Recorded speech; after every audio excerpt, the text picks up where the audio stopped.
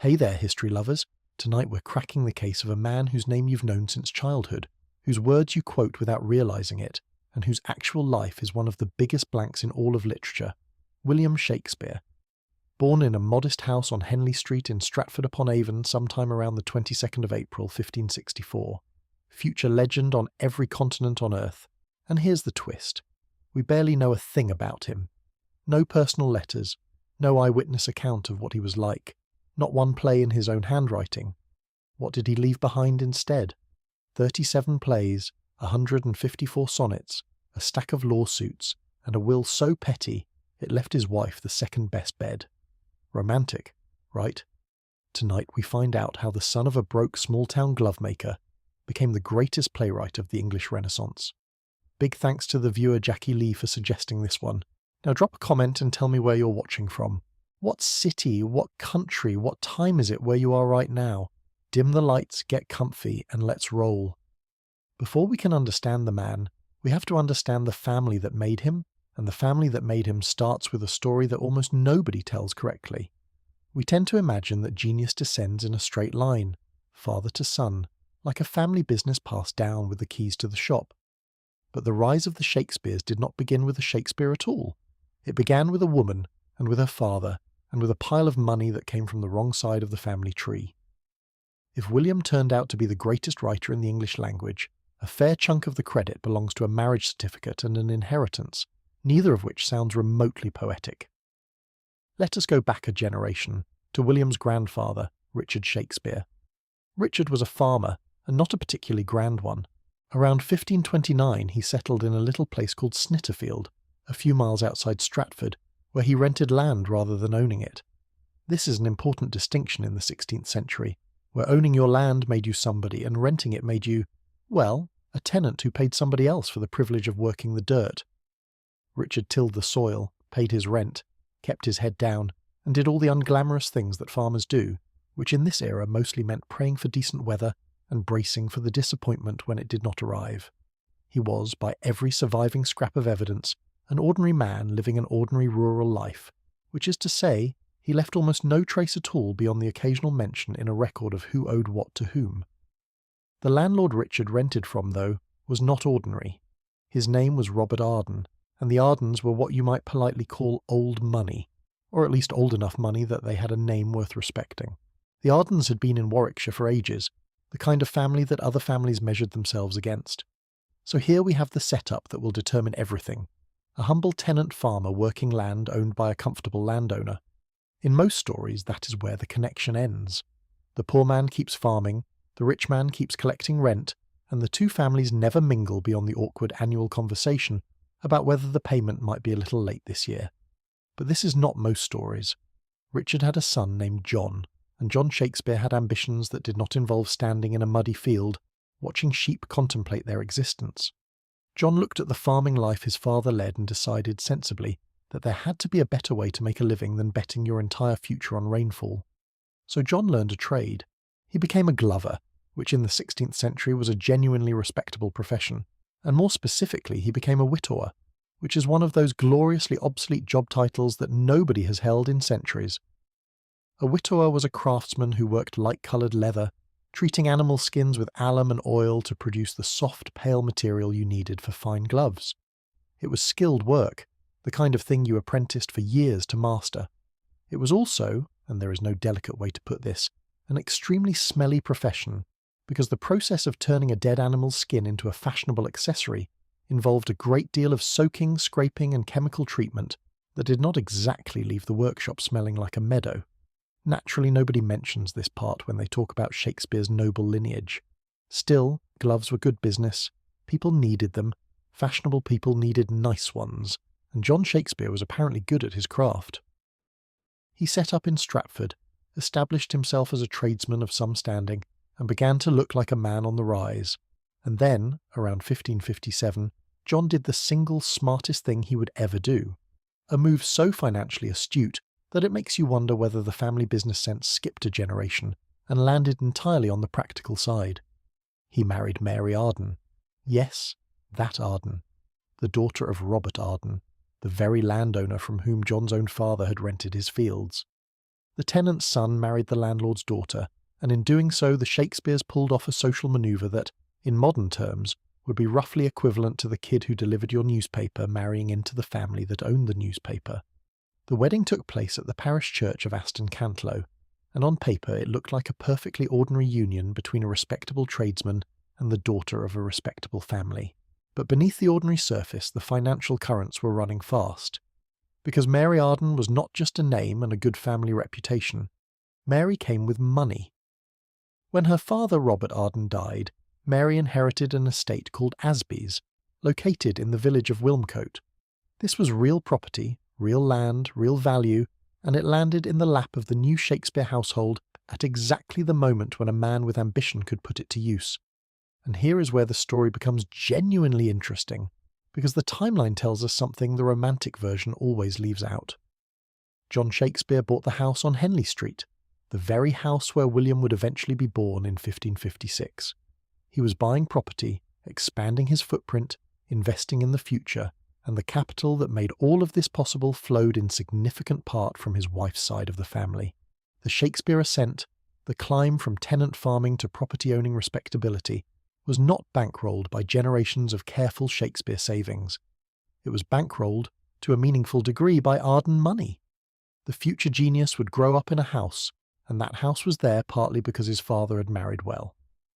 It is not the most flattering origin story for a self-made man, but the Shakespeares were never quite as self-made as the legend prefers.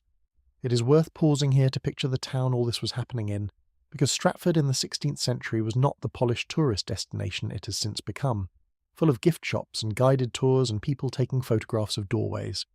It was a working market town, a cluster of timber-framed houses strung along a handful of streets, surrounded by fields and connected to the wider world by muddy roads and the river.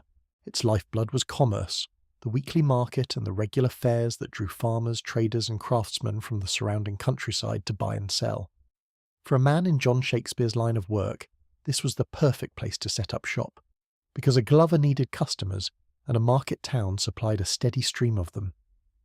The house on Henley Street was not just a place to live. It doubled as a workshop and a storefront, the kind of property where the family lived upstairs and the business operated below, which was standard practice in an age long before anyone dreamed of separating where you slept from where you earned your bread. Owning such a property outright, rather than renting it like his father had rented his fields, was the clearest possible signal that John had arrived. He was no longer a tenant at the mercy of a landlord. He was a man of property in a town that respected property, and that, more than any title, was the real foundation of everything that followed. There is one more detail about Mary Arden that deserves a proper pause, because it tells us something important, and it tends to get buried under the men in the story. In November of 1556, Mary was named as the executor of her father's will. Now that might sound like a dry administrative footnote, the kind of thing you skim past on the way to the interesting bits, but stop and consider what it actually means. To be named the executor of a will, you generally needed to be able to read and handle documents, to understand legal language, to manage an estate's affairs. And Mary was a woman in the 16th century, an era when female literacy was the exception rather than the rule, when most women were never taught to read at all because the prevailing wisdom held that they had no particular need for it. The fact that Robert Arden trusted his daughter Mary with executing his will suggests strongly that she was literate, capable and respected, which made her something genuinely uncommon for her time and place. So the woman whose money helped build the Shakespeare fortune was also, in all likelihood, one of the few women in her community who could actually read the documents that recorded it. Make of that what you will, but it is at least worth noticing that intelligence may not have arrived in the family exclusively through the father. With Arden capital behind him, and a respectable trade in front of him, John Shakespeare did what ambitious men do when they suddenly have resources. He went into local politics, and here John's career reads like a steady, satisfying climb up the ladder of small-town importance. In 1565 he became an alderman, which made him one of the men who governed Stratford, a respected figure in town affairs. In 1568 he became bailiff, which was effectively the top municipal office, the closest thing Stratford had to a mayor. Picture the leading citizen of the town, the man who presides over council meetings and represents the community at official functions, and you have John Shakespeare at his peak. By 1571 he had become chief alderman, cementing his place among the town elite. In the span of just a few years, the son of a tenant farmer had transformed himself into one of the most prominent men in Stratford, complete with the robes, the ceremony, and the local deference that came with the office. It is a genuinely impressive rise, and it deserves recognition. These local offices were not merely ceremonial either, though there was plenty of ceremony involved, with robes and processions and the solemn business of looking important in public. The men who held them ran the town. They managed its finances, oversaw its markets, settled disputes, kept order, and made the countless small decisions that kept a community functioning. The bailiff in particular wielded real authority, presiding over the local court and representing Stratford in its dealings with the outside world. And here is a detail that will matter enormously a little later in our story, so file it away for now. One of the duties that fell to the leading men of the town was deciding which travelling companies of actors would be permitted to perform there and granting them the official licence to do so. When troupes of players came through on tour, as they increasingly did, it was men like John Shakespeare who decided whether they could stage their shows, and who, by tradition, got to watch the first performance from the best seats in the house, free of charge. It would be hard to invent a more fitting arrangement. The future playwright's father, by sheer virtue of his civic position, was among the very people who controlled access to the stage in Stratford. The boy growing up in that household was about as well placed as any provincial child could possibly be to catch the theatrical bug early. But it also contains the central paradox of where William Shakespeare came from, the paradox this whole chapter has been building toward. The future towering genius of English literature, the man whose name would outlast empires, was born into a family whose social standing had been, to put it bluntly, purchased. The titles, the property, the respectability, the seat at the head of the council table, all of it rested on a foundation that included a strategic marriage and an inherited estate. There is nothing shameful in this. People have always married for advantage, and turning your wife's inheritance into civic prominence is hardly a crime, but it does puncture the tidy myth of noble blood and inherited brilliance. William did not descend from a long line of distinguished men of letters. He descended from a farmer, a smelly leather craftsman with good business instincts, and a literate woman whose family money greased the wheels. The greatest writer in the language came from people who were, in the end, climbing as hard as they could to be ordinary respectable folk. And somehow, out of that thoroughly practical, money-conscious, status-seeking household, came a mind that would redefine what literature could be. History naturally declines to explain how. To understand why a boy from this particular family, in this particular town, at this particular moment, would grow up to do what William Shakespeare did, we need to lift our eyes from the house on Henley Street and look at the whole country around it. Because Shakespeare did not arrive in a vacuum. He arrived at one of the most extraordinary moments in English history, a moment when an entire civilization was waking up, stretching, and discovering that it had things to say. Without understanding that moment, you cannot really understand the man, any more than you could understand a brilliant musician without knowing that someone somewhere had just invented the instrument. The moment in question was the Renaissance, and it is worth being clear about what the Renaissance actually was, because it gets thrown around so often that it has nearly lost its meaning. The Renaissance was, at its heart, a rebirth of interest in the learning, art, and ideas of the ancient classical world, a great rediscovery of Greece and Rome after centuries in which much of that knowledge had been neglected, lost, or simply ignored. It was a period when people began to look back at the achievements of the ancients and think, with a mix of admiration and competitive ambition, that perhaps they could do that too, and perhaps even do it better. And here is a detail that matters enormously for our story. The Renaissance did not start in England. It started in Italy, way back in the 14th century, which means that by the time it reached English shores, the Italians had already been at it for the better part of 200 years. England, in this respect, was fashionably late to its own cultural awakening, the way you might be fashionably late to a party that has been going so long that the host is already thinking about cleaning up. The movement flourished spectacularly in Florence, that astonishing city where wealthy merchants and bankers poured money into art and learning, until the place practically glowed with genius. Florence set the standard. Florence was where the Renaissance went to show off, and from Florence and the other Italian centres, the ideas slowly, gradually, made their way north and west across Europe, reaching England somewhere around the late 15th and early 16th centuries. One of the great early carriers of these new ideas into England was Thomas More, a thinker and statesman who in the 1510s produced a work called Utopia, which imagined an ideal society built on reason and shared property. It was the kind of book you could only write once the Renaissance habit of questioning, comparing, and imagining alternatives had taken root in your mind. More represented the New English intellectual, a man steeped in classical learning who used it to think fresh thoughts about how the world might be arranged. He was a sign that the great continental awakening had finally crossed the Channel and settled in, even if England, characteristically, was still figuring out exactly what to do with it. At the core of this awakening was a shift in how people thought about human beings themselves, and this shift turns out to be enormously important for understanding the kind of literature that would soon follow. The Renaissance brought with it a growing fascination with the individual human person, with the inner life, the emotions, the contradictions, the capacity for both greatness and folly that lives inside a single mind. Earlier ways of thinking had tended to place people firmly within a fixed cosmic order, useful mostly as examples of virtue or sin, types rather than fully realized characters. The new spirit of the age was more curious than that. It wanted to know what it actually felt like to be a particular person facing a particular choice, to ambition, to doubt, to love, to despair. It treated human experience as a worthy subject in its own right, endlessly complicated and endlessly interesting. You can perhaps already sense why this mattered so much for the future of drama. A theatre built on this new fascination with the inner workings of the human heart was a theatre primed for a writer who could put real, breathing, conflicted people on the stage, characters who think and change and surprise you. The age was, in a sense, getting ready for exactly the kind of writer it had not yet produced. But the English Renaissance did not truly hit its stride until later, and when it did so under a single remarkable monarch.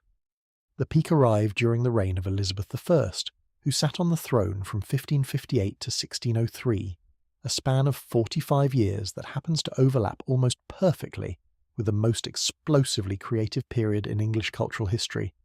This was no coincidence. Elizabeth presided over a country that was growing in confidence, wealth, and ambition, and that confidence translated directly into a flowering of art and literature that still defines the era. We even call it the Elizabethan Age, which is the sort of honour most rulers can only dream of, having an entire golden age of culture named after you simply for being on the throne while it happened. It helps to understand the national mood of these years, because confidence in the air has a way of finding its way onto the page. This was a period when England, long a somewhat second-rate power on the edge of Europe, began to feel like a nation arriving at something. English sailors were venturing out across the oceans, exploring, trading, and occasionally helping themselves to the cargo of other nations in ways that were not always strictly legal, but were certainly profitable. The country had broken with the religious authority of Rome a generation earlier, and was forging its own path, with all the turmoil and self-examination that entailed. There was a growing sense that to be English was to be part of something distinctive and ascendant, a feeling of national identity that was sharper and prouder than it had been before. That swelling confidence fed directly into the culture. When a people start to believe they are doing something important in the world, they tend to want art that matches the feeling, stories of heroism and ambition and grand human drama. The literature of the Elizabethan age has that quality of a civilization flexing its muscles and discovering, somewhat to its own surprise, just how much it could do. The literary giants of this period were not shy about their ambitions. Edmund Spenser set out to write a great national epic and produced The Faerie Queene, an enormous, dazzling poem stuffed with allegory, adventure, and not-so-subtle flattery of the Queen herself, because in this era, reminding the monarch of how wonderful she was remained an excellent career strategy. Philip Sidney, the very model of the cultivated Renaissance gentleman, wrote Arcadia, a sprawling prose romance, and embodied the ideal of the man who could fight, govern, and write poetry with equal skill. These were the heavyweights, the established names, the writers who showed that English literature could stand alongside anything the continent had produced. The English language, long treated as a rough and provincial tongue compared to the polished Latin and Italian of the educated classes, was beginning to prove that it could do everything those grander languages could do, and arguably more. Underpinning all of this creative explosion was a revolution in education, and this part is crucial for understanding how a glover's son could ever hope to become a literary master. The Renaissance brought with it a new educational program, an approach to learning the scholars of the day called Studia Humanitatis, the study of the humanities. This was not the dry, narrow rote learning of earlier centuries. This was an ambitious curriculum that placed enormous value on the languages and texts of the ancient world. Students learned Greek and Latin, not as dead languages to be endured, but as the keys to a vast treasury of classical wisdom, history, rhetoric, and poetry. They studied the great Roman orators and historians, the Greek philosophers and dramatists, soaking up centuries of accumulated human thought. They even learned the elegant styles of Italian writing, borrowing techniques and forms from Florence and Rome, importing the cultural fashions of the South the way you might import a stylish design from abroad and adapt it to local taste. The point of all this was to produce a particular kind of person, an educated, eloquent, well-rounded human being capable of thinking clearly and expressing those thoughts beautifully. And here is the genuinely transformative part. This kind of education, this gateway into the world of classical learning and refined expression, was no longer reserved exclusively for the highest nobility. The new grammar schools that spread across England in this period meant that a bright boy from a respectable but unremarkable family, the son of a tradesman, say, perhaps the son of a glover in a market town, could gain access to the same fundamental learning that shaped the elite. He could read the same Latin authors, absorb the same rhetorical techniques, encounter the same ancient stories that the sons of gentlemen encountered. The classical world was, for the first time in a long time, available to ambitious ordinary boys. You can probably see where this is heading. There was also a piece of technology quietly driving all of this, a machine without which the Renaissance might have remained a private luxury for the wealthy few. That machine was the printing press. For most of human history, books had to be copied by hand, a painfully slow and expensive process that meant a single volume could cost as much as a small farm, and that ordinary people simply never owned books at all. The arrival of printing changed everything. Suddenly texts could be produced in quantity, copies multiplied, prices fell, and the ideas of the ancient world along with the new ideas of the present age could spread faster and further than ever before. The classical authors that the Renaissance prized so highly could now sit on shelves across Europe, rather than locked away in a handful of monasteries and noble libraries. Knowledge, which had always been a guarded treasure, was becoming something closer to a commodity. This mattered tremendously for a curious boy in a market town, because it meant that the great works of the past were no longer impossibly remote. They could be printed, sold, carried, and read. The world of learning was opening up, and the door it was opening through was a printing house. But the single highest expression of the entire English Renaissance, the place where all this energy, learning, and ambition came together in its most dazzling form, was not the printed page at all. It was the stage. Theatre was where the English Renaissance truly came alive, where classical influence met popular entertainment, where the careful learning of the grammar schools collided with the raw, noisy demands of a paying audience, and the result was something the world had never quite seen before. This was the world of writers like Christopher Marlowe, the brilliant, reckless playwright whose mighty verse set a new standard for what the stage could do, and Ben Jonson, the learned and combative dramatist who could quote the classics in one breath and pick a fight in the next. Marlowe was the dazzling shooting star of the early scene, a man of fierce talent and even fiercer reputation, who showed everyone what soaring, thunderous poetry could sound like coming out of an actor's mouth. Jonson was the scholar of the group, proud of his classical learning and never shy about reminding people of it, a writer who held strong opinions and shared them freely, whether or not anyone had asked. These men did not work in polite isolation, gently encouraging one another. They were rivals competing for the same audiences, the same money, and the same fame, in a scene that was crowded, cutthroat, and electric with ambition. Reputations were made and destroyed quickly. A hit play could make a writer the talk of the city, while a flop could leave him scrambling. It was the kind of intensely competitive environment that either breaks people or sharpens them into something formidable, and it produced a generation of writers operating at the absolute peak of their craft. And it was, of course, the world of Shakespeare himself, though at the point in our story we have reached, he was still a child in Stratford with leather dust under his fingernails and no idea what was coming. What made the theatre so revolutionary and so important for our particular Glover's son was that it functioned as something almost unheard of in this rigidly hierarchical society, a social elevator. England in this period was a place where your birth largely determined your destiny, where the family you were born into set the ceiling on how high you could rise. The nobility were born noble, the gentry were born gentle, and the ordinary folk were, with rare exceptions, expected to remain ordinary, doing roughly what their parents had done before them. Climbing the social ladder was difficult, slow, and for most people simply impossible, but the theatre was a strange and wonderful exception to all of this. In the theatre, what mattered was not the blood in your veins, but the words you could put on a page and the magic you could conjure on a stage. A man of humble origins with no aristocratic title, no inherited estate, no noble connections worth mentioning, could nonetheless rise to wealth and fame purely on the strength of his talent. For a person of low birth in an age obsessed with rank, this was an almost miraculous opportunity, a crack in the otherwise solid wall of the social order through which a clever, ambitious nobody might just squeeze his way to greatness. And all of this was happening in a city that was transforming before everyone's eyes. It is worth picturing what these early theatres were actually like, because they bore little resemblance to the hushed, velvet-seated halls we associate with serious drama today. The great purpose-built playhouses were open to the sky in the middle, so the audience and often the actors were at the mercy of the weather, which in England is rarely a comfortable arrangement. The cheapest spectators stood in the open yard in front of the stage, packed shoulder to shoulder, and these groundlings, as they were known, were a rowdy bunch who ate, drank, heckled, and made their opinions loudly known. Wealthier patrons paid more to sit in the covered galleries, sheltered from the rain, and elevated above the crowd in every sense. It was a boisterous, smelly, crowded, thrilling environment, less like a modern theatre, and more like a cross between a concert and a sporting event, with the added risk that if your play bored the audience, they would let you know in real time and possibly throw something. A playwright in this world could not afford to be precious.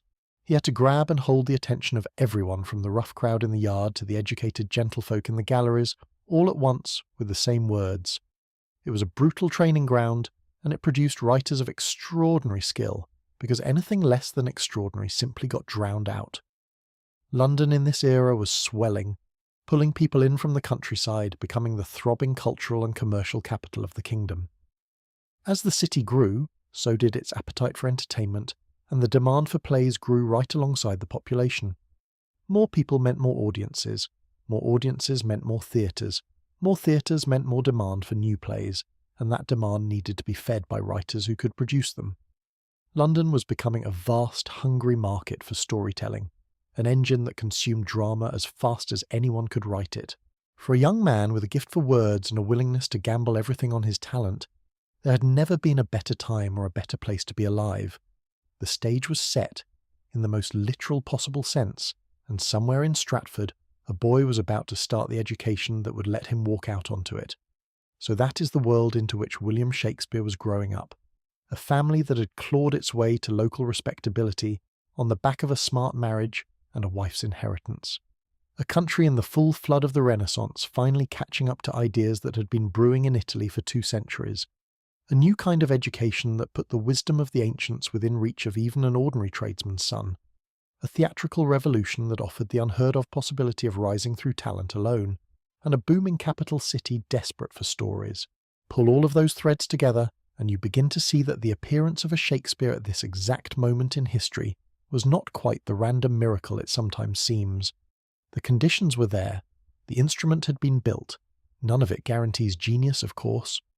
Most boys who grew up in market towns with property-owning fathers and access to a decent education did not go on to write anything anyone remembers, and the same favourable conditions surrounded thousands of children who vanished into perfectly forgettable lives. Circumstance opens the door, but it does not walk a person through it. What the moment provided was opportunity, the rare alignment of education, technology, social mobility and cultural hunger that meant a talented nobody could, in principle, rise. All that remained was for someone to come along with the genius to play it, and as it happened, in a house on Henley Street, that someone was already learning his letters. So let us follow that boy to school, because this is where the raw material of a future genius started to take shape, one Latin verb at a time. The education of a child in a respectable Stratford family followed a fairly set path, and William walked it like every other son of a comfortable household. At around the age of 5, he would have started at what was charmingly called a petty school, which was essentially the introductory stage of learning, the place where small children went to pick up their letters, their numbers, and the basic catechism. It was the Tudor version of those first years of primary school, where the great intellectual achievement of the day was learning not to eat the chalk. There he learned to read English, to recognise the alphabet, to sound out words, and to absorb the simple religious instruction that every child was expected to know. Nothing grand, but you have to start somewhere, and you cannot read Cicero if you cannot first read at all. The tools of this early learning were charmingly primitive by any modern standard. A child typically learned his letters from something called a hornbook, which despite the impressive name was not a book at all. It was a flat wooden paddle with a sheet of paper pasted to it, on which were printed the alphabet, perhaps a few simple syllables and usually a prayer, the whole thing covered with a thin, transparent layer of animal horn to protect the precious paper from sticky little fingers. That was the entire educational technology, a single page mounted on a stick. There were no exercise books full of colourful illustrations, no friendly cartoon characters guiding the young learner, just the alphabet, a prayer, and the expectation that you would master them through sheer repetition. Children chanted their letters over and over until the shapes and sounds were drilled into memory, the unglamorous foundation on which everything else would be built. It was not exactly an enriched, stimulating learning environment, but it did the job, and it got a remarkable number of ordinary children reading. The real action began around the age of 7, when William would have moved on to the King's New School, the local grammar school in Stratford. Now, the word school here might conjure up images of a relaxed, child-centred learning environment, with frequent breaks and gentle encouragement. Banish that image immediately. A Tudor grammar school was an institution of formidable intensity, and the schedule alone is enough to make a modern student weep with gratitude for their own circumstances. Boys arrived around 6 in the morning in summer, perhaps 7 in the depths of winter when even the most dedicated schoolmaster conceded that dragging children out before dawn in the freezing dark might be slightly excessive. They studied through the morning, paused briefly to eat, and then carried on through the afternoon, often until 5 or 6 in the evening. This went on 6 days a week, with precious little in the way of holidays, for years on end. The modern complaint about a long school day suddenly looks rather quaint by comparison. And what did they actually study during those marathon hours? The answer, overwhelmingly, was Latin. Not Latin as one subject among many, but Latin as very nearly the entire curriculum, the language in which everything else was conducted. The whole point of a grammar school, as the name suggests, was to drill students in the grammar of Latin until they could read it, write it, and speak it with fluency. And here is a detail that will stop a modern student in their tracks. In many grammar schools, boys were expected to speak Latin even amongst themselves, with English officially discouraged or outright forbidden during school hours. Imagine being 7 years old and not permitted to crack a joke to your friend in your own native language, because the rules demanded you do it in the tongue of ancient Rome. Naturally, this was not always enforced with perfect success, since 7-year-olds have been finding ways around rules since the dawn of childhood, but the ambition was there, and the pressure was relentless. The methods, it must be said, were not gentle. Tudor education operated on a philosophy that can be summarised roughly as learning through repetition, fear, and the occasional application of a stick. Discipline was enforced physically, and a schoolmaster who spared the rod was considered to be neglecting his duty rather than showing admirable restraint. This was not viewed as cruelty in the way we would see it today. It was simply how education worked, the universally accepted method for converting a fidgety boy into a Latin scholar. The students memorised vast quantities of material, recited it back, were corrected, and memorised some more, in an endless cycle of drilling that would either break a child's spirit or forge in him an extraordinary command of language. For most boys, it was a grind to be endured. For one particular boy, it seems to have been something closer to a treasure chest. The actual exercises these students performed are worth a moment, because they reveal just how thoroughly the system was designed to build skill with words. One favourite method was a thing scholars call double translation, where a boy would take a passage of Latin, render it carefully into English, then set the original aside and translate his own English back into Latin, before comparing his version against the master to see how close he had come. It was a demanding, repetitive drill, and it forced the student to wrestle with the precise meaning and structure of every sentence, to feel how a thought could be expressed in different ways, and to judge which way worked best. Students also kept what were known as commonplace books, personal notebooks in which they copied out striking phrases, clever arguments, memorable expressions, and useful quotations gathered from their reading, organised so they could be pulled out and reused later. In effect, the schoolboys were building their own private libraries of eloquence, hoarding the good bits of everything they read so they could borrow and adapt them in their own writing and speech. For a future writer, it would be hard to invent a more useful habit than systematically collecting the most powerful uses of language he encountered, then training himself to redeploy them. The grammar school was, without quite intending to, running a masterclass in how to manufacture memorable lines, because once a student had mastered enough Latin to actually read, the doors swung open onto the riches of the ancient world and what riches they were. The texts that William would have encountered at the King's New School read like a foundation course in everything he would later become. He read Cicero, the great Roman orator and master of rhetoric, whose carefully balanced sentences and persuasive techniques taught generations of students how to construct an argument and make words do their bidding. He read Virgil, the supreme poet of Rome, whose epic verse demonstrated how language could soar and how a story could carry the weight of an entire civilization.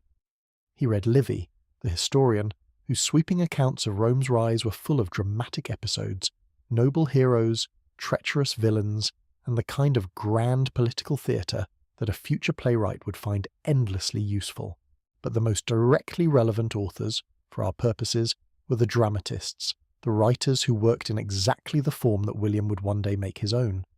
He encountered the comic playwrights Plautus and Terence, the two great masters of Roman comedy, whose plays were full of clever servants, mistaken identities, romantic entanglements, and the kind of intricate plotting where everything goes wrong in increasingly complicated ways before being resolved in the final act. If that description sounds familiar, it should, because these are precisely the comic ingredients that William would later deploy with such skill. And he read Seneca, the great Roman tragedian, whose dark, blood-soaked plays were full of revenge, ghosts, madness, and grand declamatory speeches in the face of doom. The seeds of both the comedies and the tragedies that would one day make him immortal were planted, watered, and tended right there in a provincial schoolroom, under the watchful eye of a stern master and the persuasive encouragement of a stick. The future sources of his greatest plots were not exotic discoveries he stumbled upon in adulthood. They were his school textbooks. This single fact, by the way, demolishes one of the most persistent and frankly snobbish theories that has dogged Shakespeare's reputation for centuries, the notion that an uneducated provincial nobody could not possibly have written works of such learning and sophistication. We will return to that theory in due course, because it deserves a proper dismantling, but the foundation of the rebuttal is right here in the curriculum of the King's New School. The man was not uneducated. He received, in that demanding grammar school, an education in classical languages and literature that would put most modern university graduates to shame. He spent years immersed in the rhetoric, poetry, history and drama of the ancient world. The idea that someone with this background could not have produced sophisticated literature is not just wrong. It gets the situation almost exactly backward. The wonder is not that a Stratford schoolboy could write great plays. The wonder is what an extraordinary mind did with an education that thousands of other boys received and promptly forgot. It also helps to know who was delivering that education, because the masters of a grammar school like the King's New School were not amateurs filling in. They were typically university men, graduates who had studied at Oxford and arrived in the provinces armed with serious learning, and the record suggests Stratford School was staffed during these years by exactly that sort of qualified teacher. This matters more than it might first appear. A bright, hungry student is only as good as the people pointing him toward the right material, and a boy lucky enough to sit under a genuinely learned master would have been exposed to the depth and nuance of the classical texts rather than a watered-down version of them. The provincial setting can fool us into imagining something crude and limited, a rough little schoolhouse offering rough little lessons.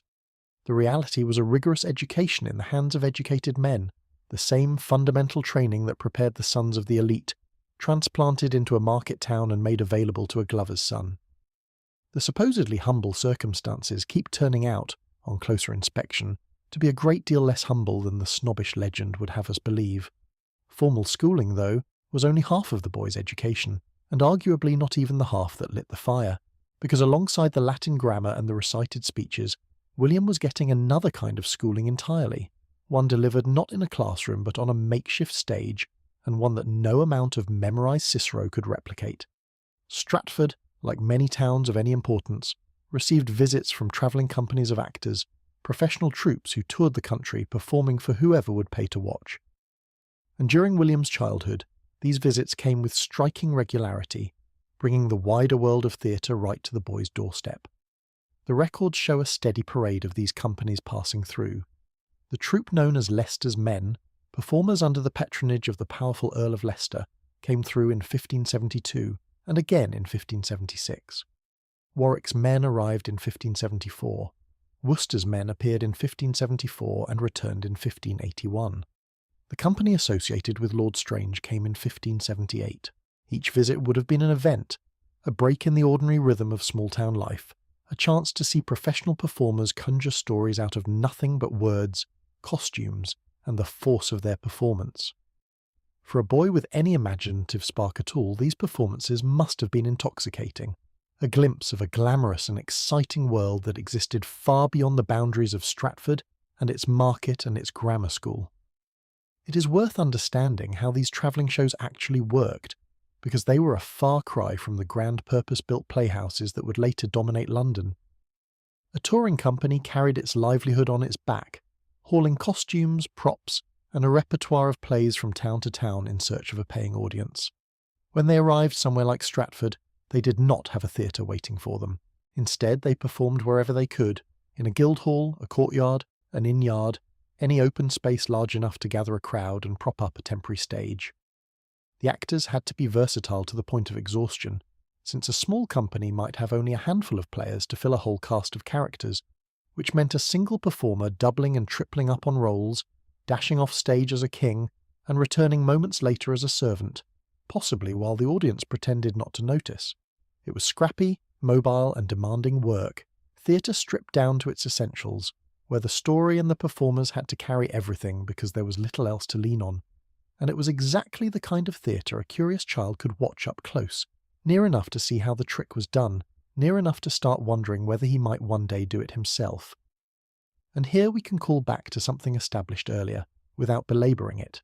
We have already seen that the leading men of the town held the authority to license these visiting companies, and by long custom claimed the privilege of watching the first performance from the finest seats.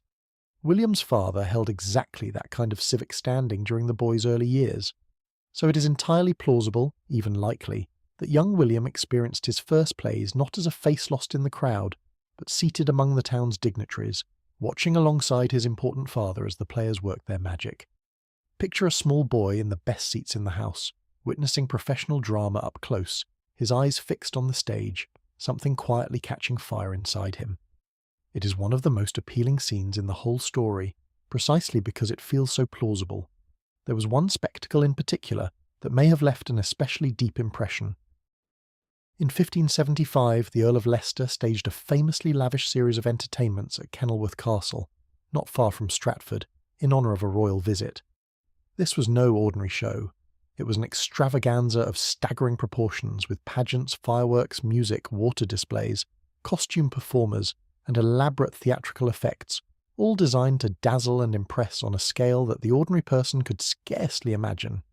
It was the Tudor equivalent of the most expensive blockbuster spectacle money could buy, and it went on for weeks. It is entirely possible that an 11-year-old William, living just a short distance away, was taken to witness some part of these astonishing festivities. Whether he actually did, we cannot prove, but the timing and the geography make it tempting to imagine. Some scholars have detected echoes of that fairy tale pageantry in images that surface later in his work, suggesting that the memory of those Kenilworth marvels may have lodged somewhere in his developing imagination and resurfaced years later, transformed into poetry. Whether or not that particular connection holds, the broader point stands. The boy was soaking up spectacle, drama and wonder from every direction. In 1579, at the age of 15, William left the King's New School.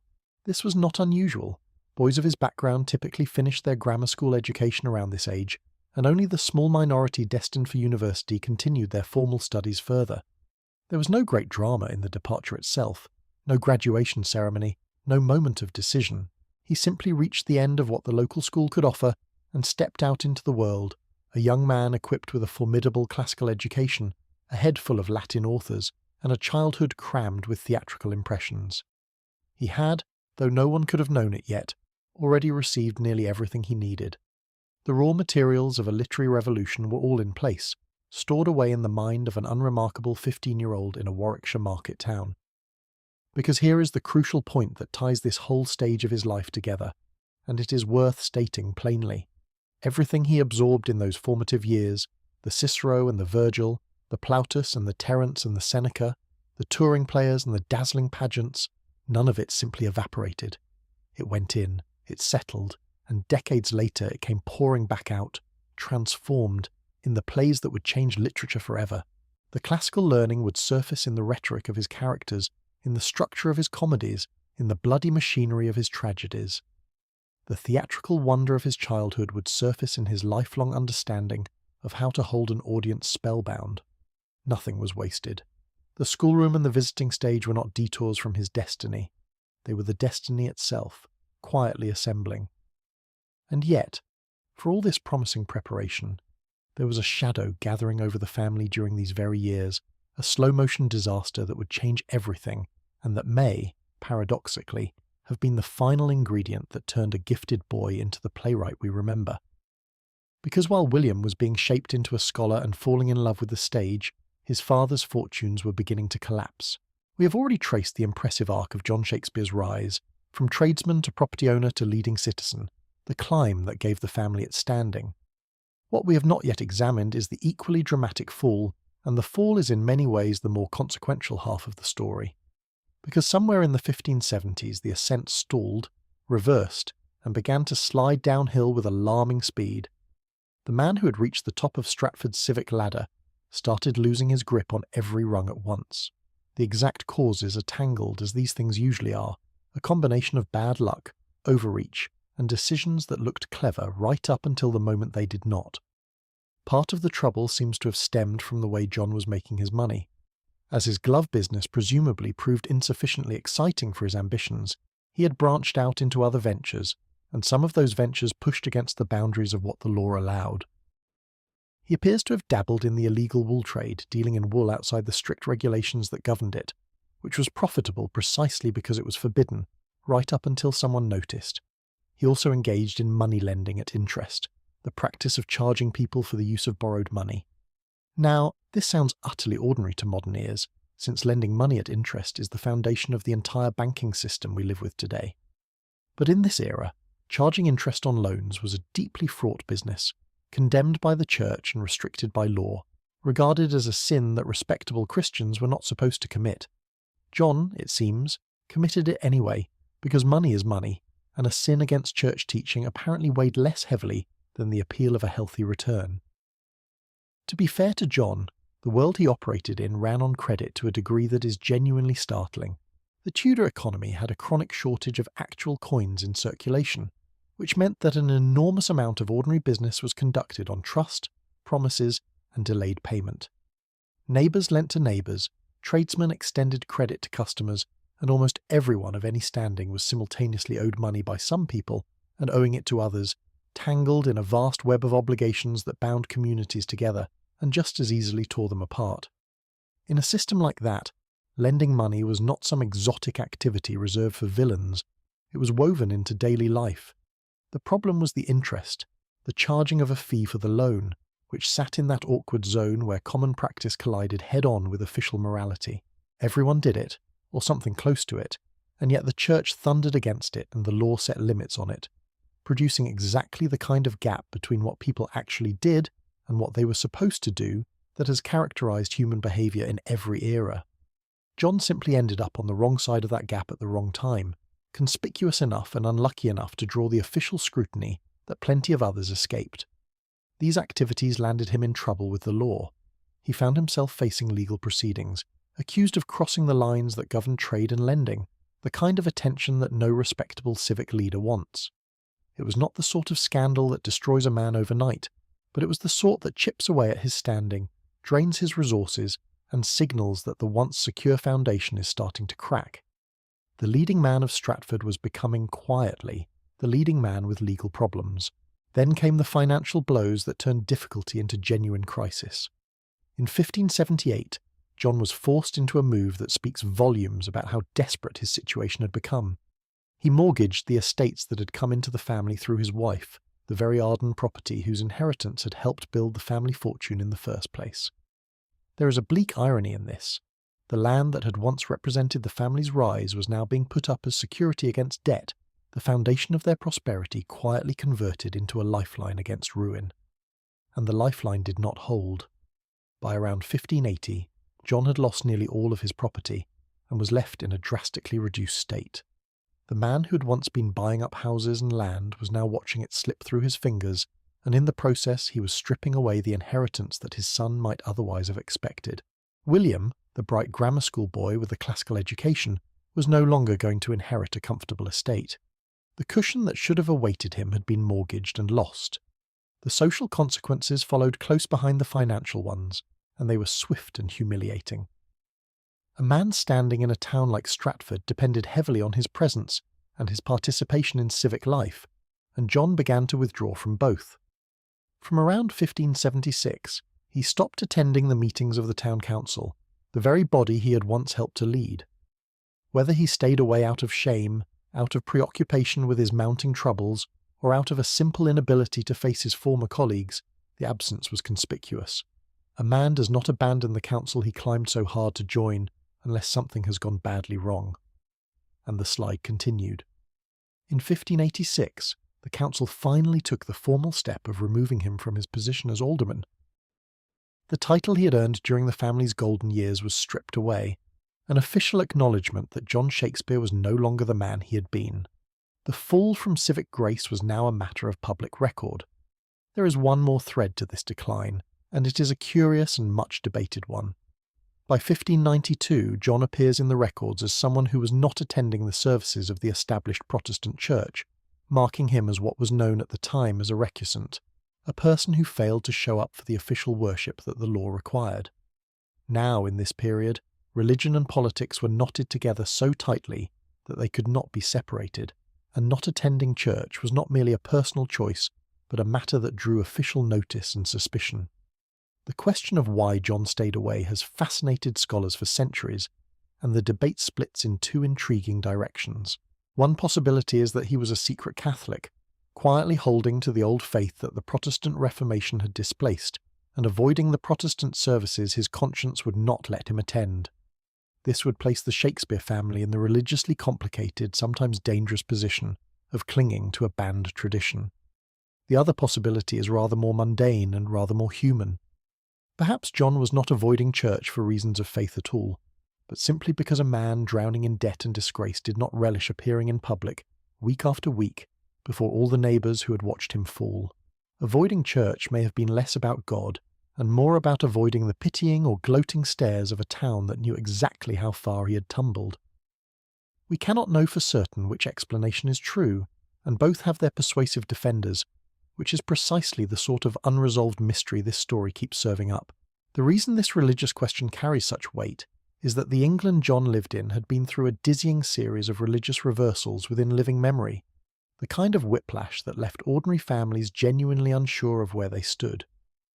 Within just a few decades, the country had broken away from the Catholic Church under one ruler, swung back toward Catholicism under another, then turned firmly Protestant again, each shift accompanied by changes in what people were required to believe, how they were required to worship, and what could happen to them if they got it wrong. For a man of John's generation, who had been born into one religious world and was now expected to live in a different one, the question of faith was not abstract theology. It was a practical and sometimes perilous matter of keeping on the right side of authorities, whose definition of the right side kept changing. Choosing not to attend the official church, whatever the reason, was the kind of decision that could attract fines, suspicion, and unwelcome attention from people who took such matters very seriously indeed. So whether John stayed home out of stubborn old faith or out of simple shame, he was doing something that carried real risk, and the ambiguity of his motives is a small mirror of the larger uncertainty that an entire generation was forced to navigate. Now we arrive at the genuinely fascinating idea, the thesis that gives this whole chapter of decline its surprising significance. It is entirely possible, and many have argued it, that John Shakespeare's ruin was the single most important thing that ever happened to William Shakespeare's career. Consider the alternative carefully. Imagine that John had never branched into illegal wool dealing and forbidden money lending. Imagine that he had held onto his property, kept his place on the council, and remained the prosperous, respected leading citizen of Stratford. What would have become of his bright, well-educated eldest son in that scenario? The answer is almost certainly something comfortable, secure, and utterly unremarkable. William would likely have inherited a solid estate and a respectable position in his hometown. He might have settled down as a minor gentleman of Stratford, a man of modest property and local standing, managing his lands, attending his church, raising his family, and living out a perfectly pleasant and completely forgotten life. He would have had no particular reason to leave. Why would he? Comfort rarely drives people to gamble everything on an uncertain dream in a distant city. But that comfortable future was demolished by his father's collapse. The inheritance evaporated. The secure local position dissolved. The cushion that would have kept William safely planted in Stratford was gone, mortgaged and lost along with the family's fortunes. And so the young man, equipped with a fine education, but stripped of the financial safety net that should have come with it, found himself in a very different situation, one that demanded he go out and make his own way in the world. He could not simply inherit a place in life. He would have to find one, or create one somewhere. Poverty, or at least the loss of expected wealth, did what comfort never would have done. It pushed him out the door, and that, in the end, is the strange and rather beautiful argument at the heart of this part of the story. The disaster that befell the father may have been the making of the son. Had the family fortune survived, the world might never have heard of William Shakespeare, because a comfortable provincial gentleman has little reason to risk everything chasing fame on the London stage.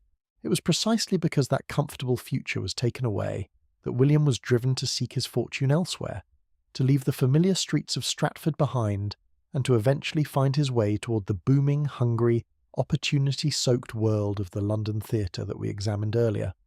The ruin of John Shakespeare, painful and humiliating as it must have been for everyone who lived through it, may well have been the push that sent his son toward the destiny that would change literature forever. History, with its usual fondness for irony, arranged for the family's lowest moment to plant the seed of its most enduring glory, and nobody involved had the faintest idea it was happening.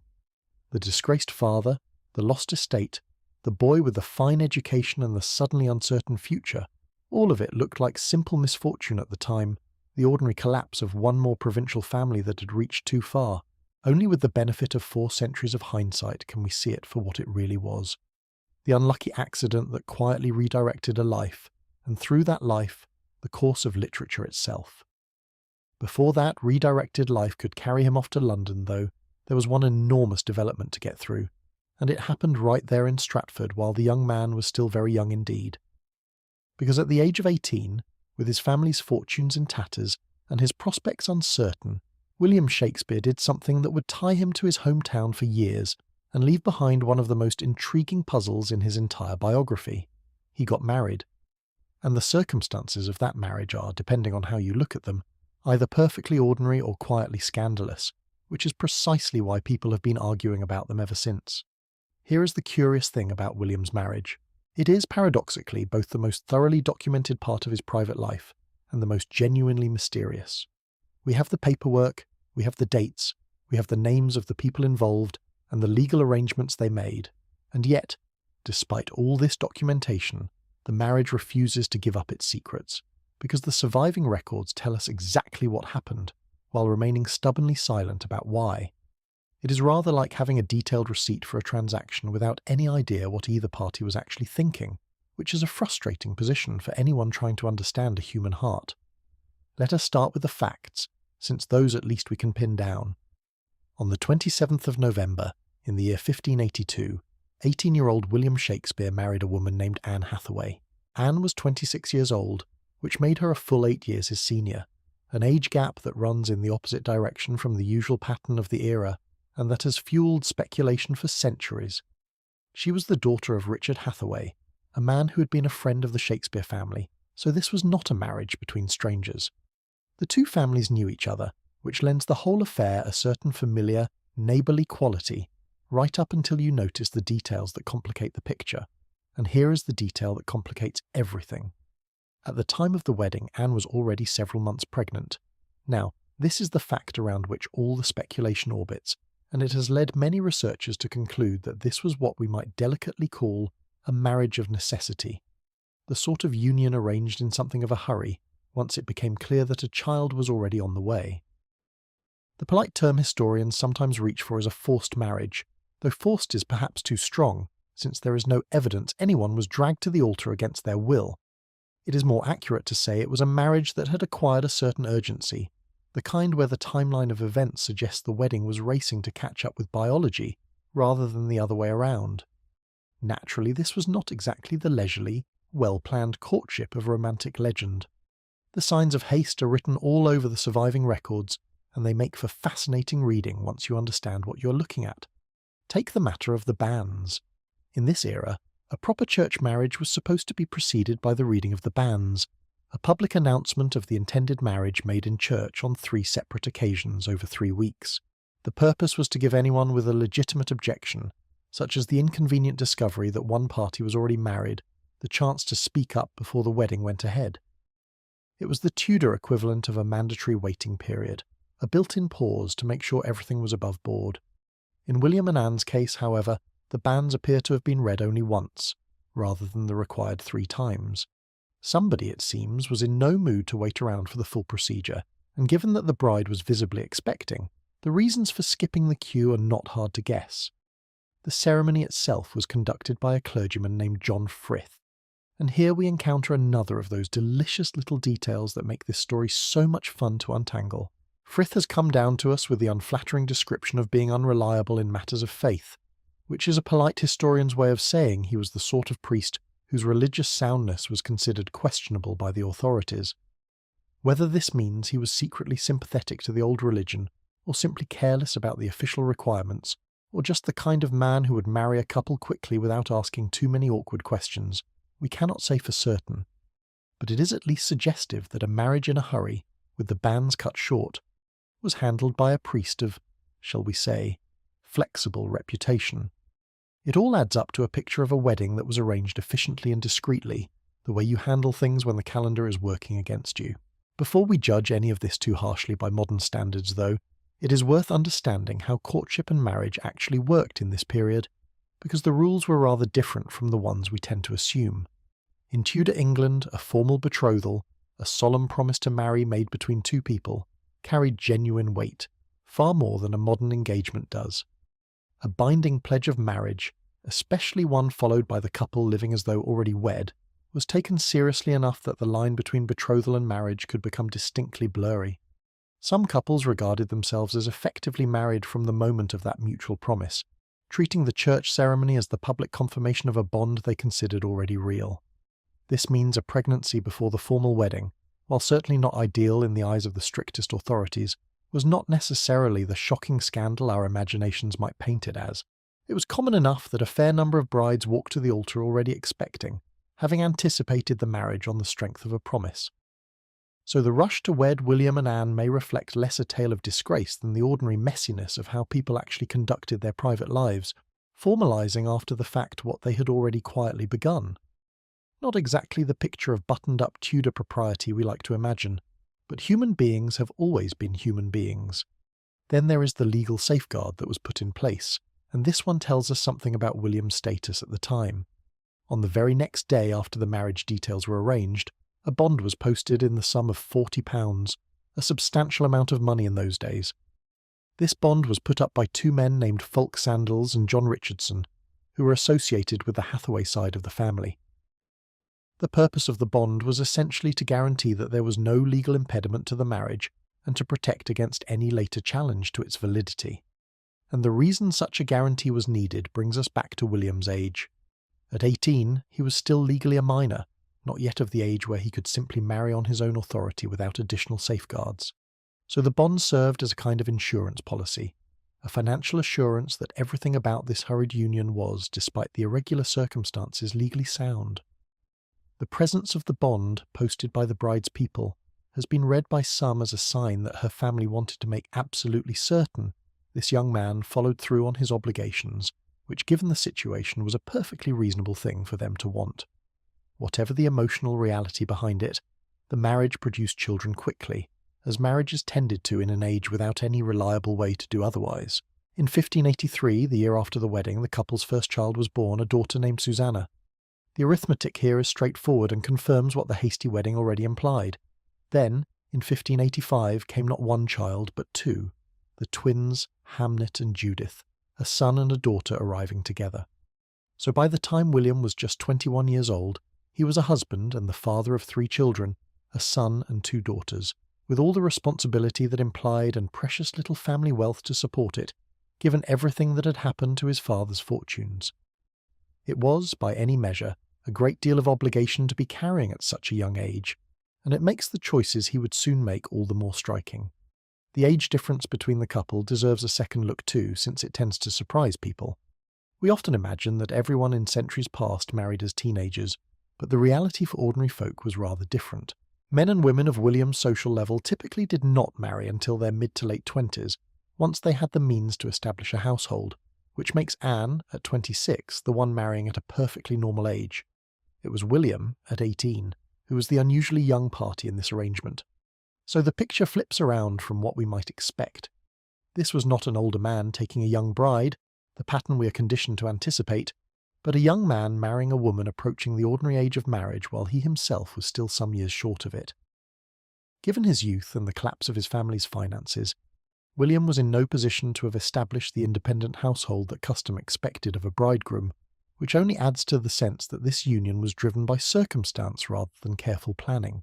It is one more small detail that refuses to fit the tidy story we might prefer, and one more reason the marriage keeps fascinating people centuries later. Now we come to the truly tantalizing part, the reason this marriage has generated so much speculation that you could fill a small library with it. The problem, or perhaps the gift, depending on your appetite for mystery, is that Anne Hathaway left almost no trace in the historical record beyond these bare facts of marriage and motherhood. We know she existed. We know she married William and bore his children. We know she outlived him. And beyond that, the woman is very nearly a blank.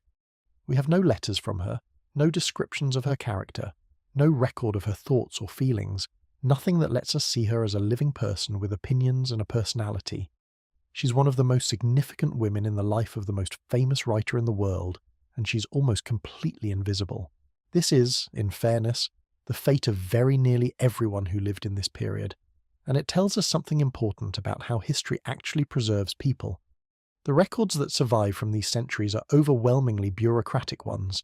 The paperwork of birth, marriage, death, property, taxes, and the law. These documents are wonderful at telling us what happened and when, but they are utterly indifferent to who a person actually was.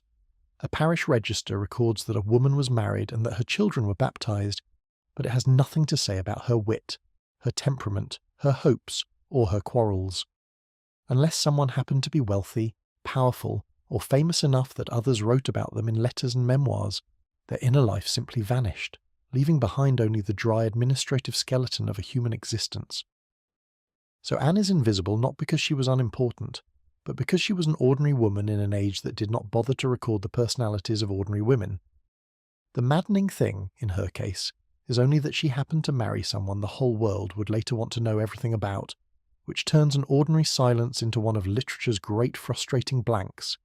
And nature, as the saying nearly goes, abhors a vacuum, especially a biographical one, because Anne left so little behind that emptiness has acted like a magnet for speculation, drawing in theories and interpretations to fill the silence she left. Generations of readers and scholars, desperate to understand the relationship between William and the woman he married so young and so hastily, have gone hunting for clues in the only place his inner life seems to survive, his writing. They have pored over his sonnets, those intensely personal poems about love and longing and betrayal, looking for traces of his marriage hidden in the verse. They have examined his great romantic tragedy of young lovers, searching for echoes of his own youthful entanglement, wondering whether the headlong passion of a pair of teenage lovers might reflect something of his own rushed courtship. Every line that touches on love or marriage or regret has been scrutinized for biographical meaning, every ambiguous phrase mined for evidence about what William really felt for the older woman he married in such a hurry. Whether any of this hunting actually finds anything real, or whether it merely projects our own curiosity onto poems that were never meant as private confessions, is a question we're not yet ready to answer. The honest truth is that we do not know what William felt about Anne, or she about him, and the documents will not tell us. But the mystery itself, the great silent space where Anne Hathaway ought to be, is one of the most haunting features of the whole story, and it sets up a question that hangs over everything that follows. What was the real nature of this marriage? We will have reason to return to that question much later, when a certain notorious detail of William's last wishes throws the whole matter into sharp and surprising relief. For now, let us simply note that the young man left Stratford with a wife, 3 children, and a marriage whose true character remains locked away where no historian can reach it. Because leave Stratford he did, and this brings us to perhaps the single most frustrating gap in the entire life of William Shakespeare, a stretch of years so empty of reliable information that historians have given it its own ominous name. They call them the lost years, the dark period running roughly from the mid-1580s up to 1592, during which our subject essentially vanishes from the documented record. We have him in Stratford in 1585, a young father of 3. We find him again in 1592 in London, already established enough to be worth attacking in print. But the years in between, the crucial period during which he must have transformed from a provincial family man into a working figure in the London theatre, are very nearly a blank. It is maddening. The most important transformation of his life, the leap from obscurity to the edge of fame, happened almost entirely off the page. The emptiness of these years has tempted people into an extraordinary range of guesses, some plausible, some wildly imaginative. Beyond the deer and the schoolroom, theories have placed the young William in just about every occupation and corner of the country you could think of. Some have proposed he worked for a time in the law, citing the legal knowledge that shows up in his plays. Others have suggested he served as a soldier, or a sailor, or a tutor in a great household, or travelled abroad to Italy, pointing to the foreign settings he would later use. A few have even floated the idea that he spent time in the north of England in service to a wealthy family. The honest assessment of nearly all these theories is the same. Each one seizes on some piece of knowledge displayed in his later work and reasons backward, assuming he must have acquired it through direct personal experience during the years we cannot account for.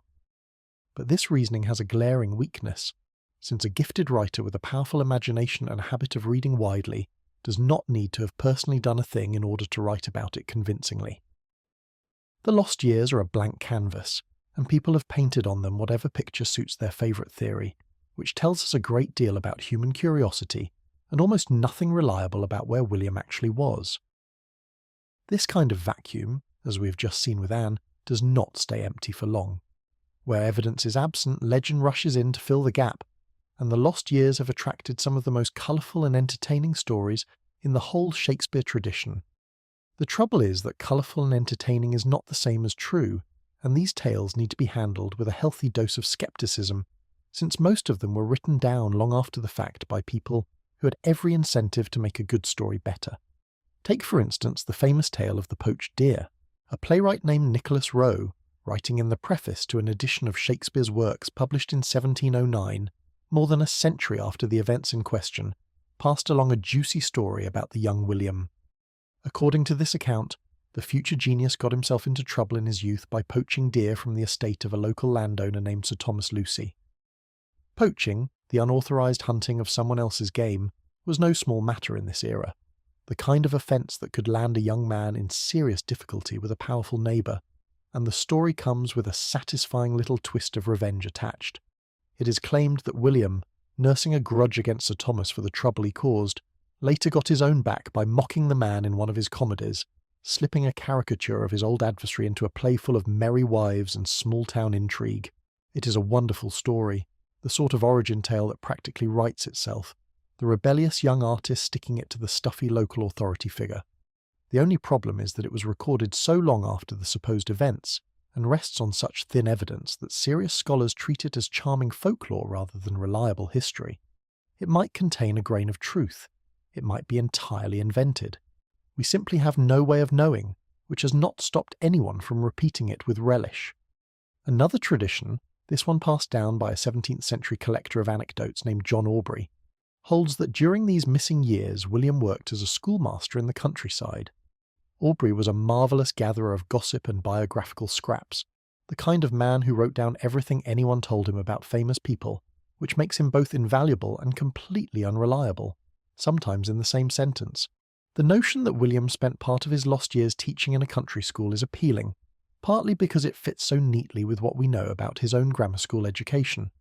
A young man with a solid classical schooling but no inheritance and a family to feed might very plausibly have taken work as a teacher, passing on to other boys the Latin he had absorbed himself. It is a tidy theory, and it may even be true. But like the deer poaching tale, it rests on a single late report rather than on anything we could call hard evidence, so it remains a possibility rather than a fact. Now, beyond the folklore, there is one theory about the lost years that historians take rather more seriously, and it has the advantage of actually connecting William to the world he was about to conquer. The most plausible version of events suggests that around 1587, William joined a travelling acting company, throwing in his lot with a troupe of professional players known as the Queen's Men, and there is a wonderfully dramatic if grim detail attached to how this opportunity may have opened up. The Queen's Men, it is recorded, lost one of their actors, a man named William Nell, who died after a violent quarrel turned deadly. The company, suddenly short a performer, would have needed a replacement, and the timing fits neatly with the idea that a stage-struck young man from Stratford, hungry for opportunity, might have stepped into the gap left by the fallen actor. We cannot prove this happened, but it is the kind of theory that makes sense of the available pieces, explaining how a provincial nobody could have found his way into the professional theatre. One man's misfortune, it seems, may have been another man's foot in the door, which is about as Shakespearean a turn of fate as you could ask for. It is worth pausing on what it actually meant to be a member of a company like the Queen's Men, because the position of actors in this society was a peculiar and precarious one. Under the law of the land, a wandering performer with no fixed employment was treated as little better than a vagabond, a rogue lumped in with beggars and other masterless men who could be arrested and punished for the crime of drifting around without a respectable master.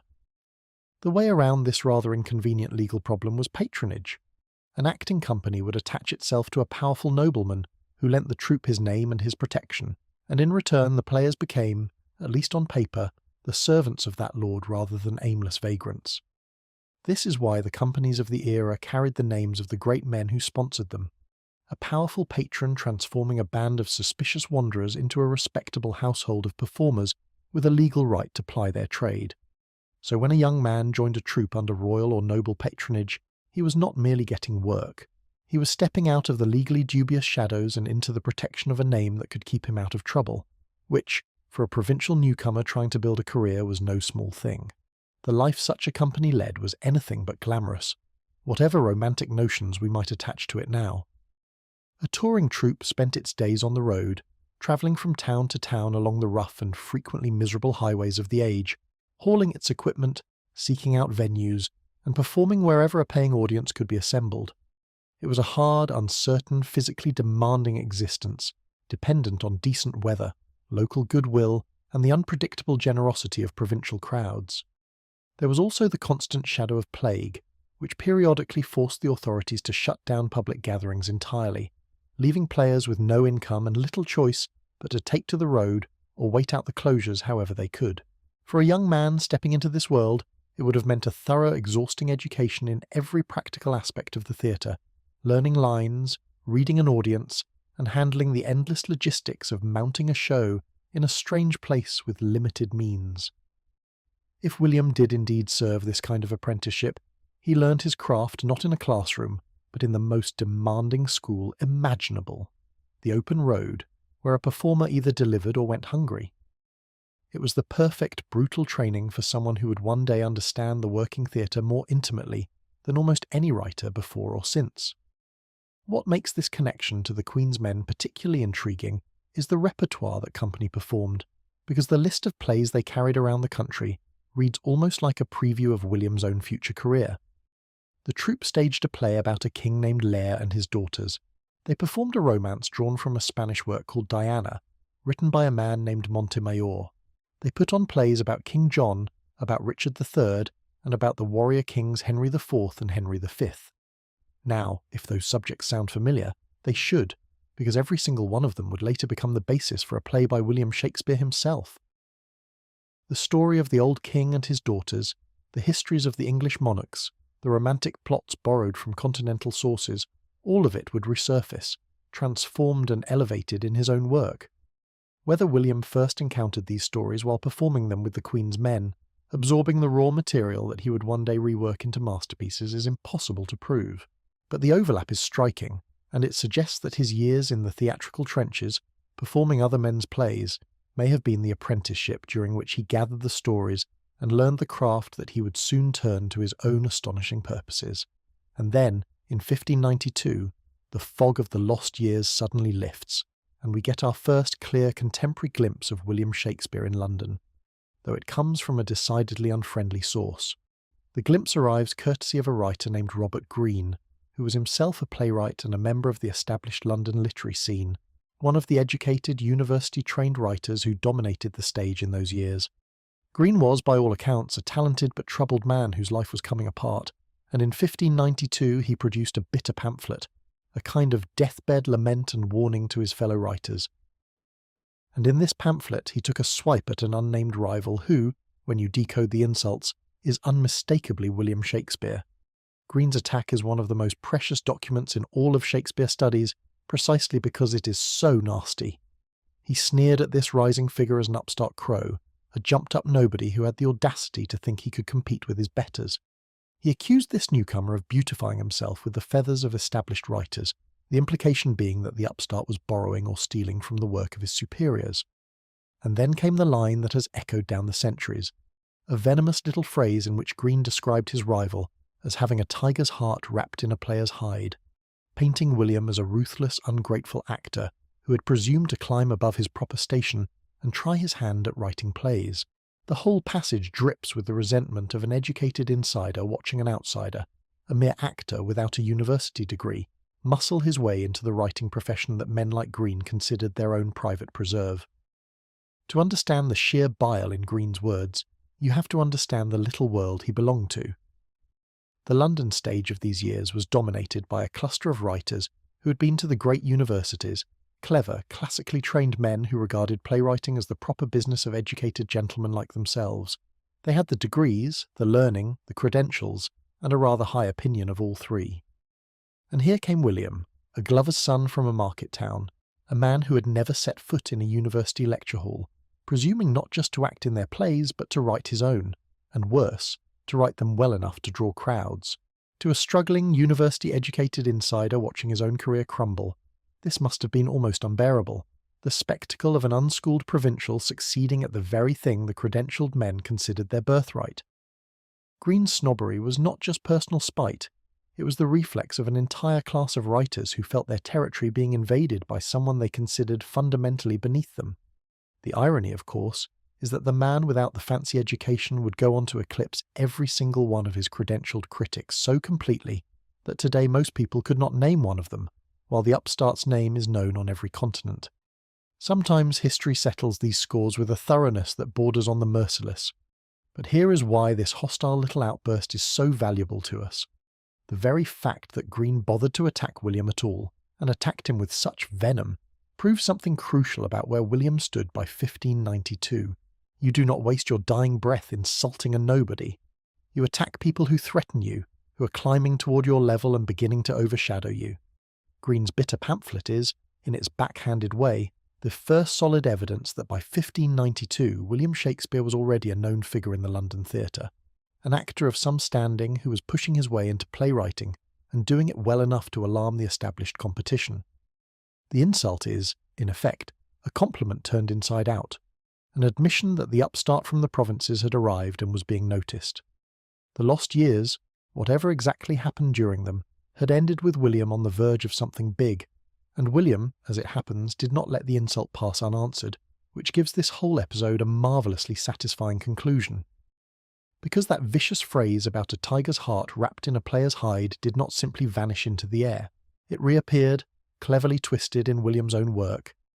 In one of his early history plays, in a moment of high dramatic confrontation, he gave a character the searing line about a tiger's heart wrapped in a woman's hide, turning Greene's own weapon back on itself and embedding it permanently in the very kind of work Greene had mocked him for daring to write.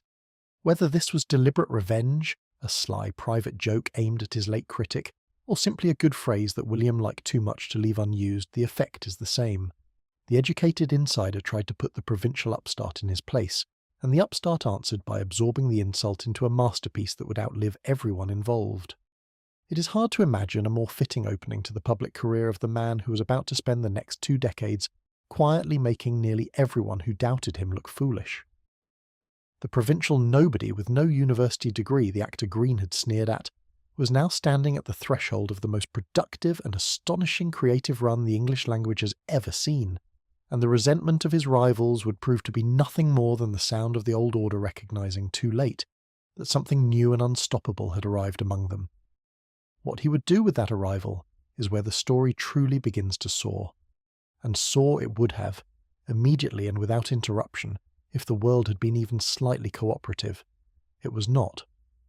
Because at almost the exact moment that William stood poised to launch himself fully into the London theatre, ready to turn the resentment of his rivals into a triumphant career, the city delivered one of its periodic catastrophes, the kind that shut everything down and sent the whole enterprise into a tailspin.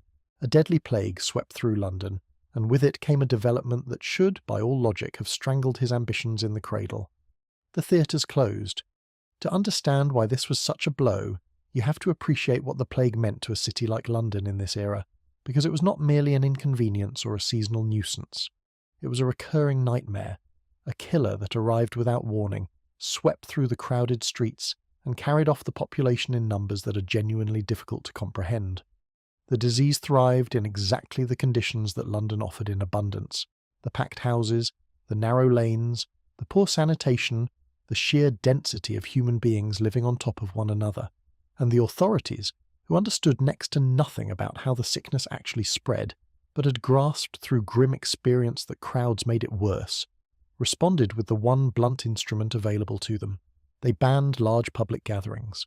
And what, you might ask, was one of the largest, most reliable gatherings of people in the entire city, packing thousands of bodies cheek by jowl into an enclosed space to breathe the same air for hours at a time? The theatre, naturally. So whenever the plague reared up, the playhouses were among the first establishments ordered to shut their doors, and they stayed shut until the danger had passed. The scale of these outbreaks is hard to overstate, and it gives the closures a far darker backdrop than a simple business interruption. When the plague took hold of London, it did not carry off a handful of unlucky souls. It killed in staggering numbers, emptying whole streets, filling burial grounds faster than they could be dug, and reducing the bustling capital to something closer to a city under siege. Those who had the means to flee did exactly that.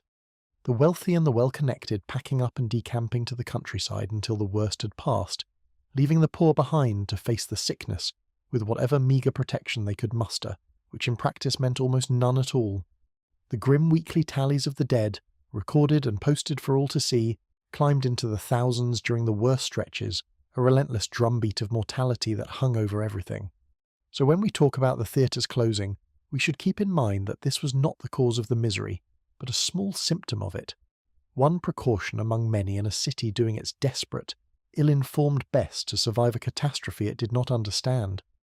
That William managed to build a career on the far side of such a horror says something about both his resilience and the strange indifference with which opportunity sometimes grows out of disaster. This particular outbreak was a long and brutal one. From the autumn of 1592 all the way through to June of 1594, a span of nearly 2 years, the London theatres were largely closed for business.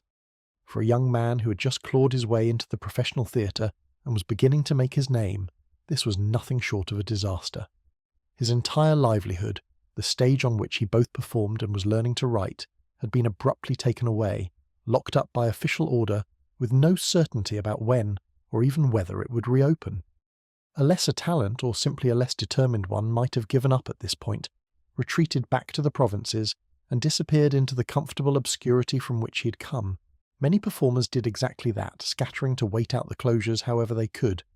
But William did something far more interesting. He adapted. And in adapting, he may have done more to secure his future reputation than any amount of uninterrupted stage work could have managed. Because if the stage was closed to him, the printed page was not.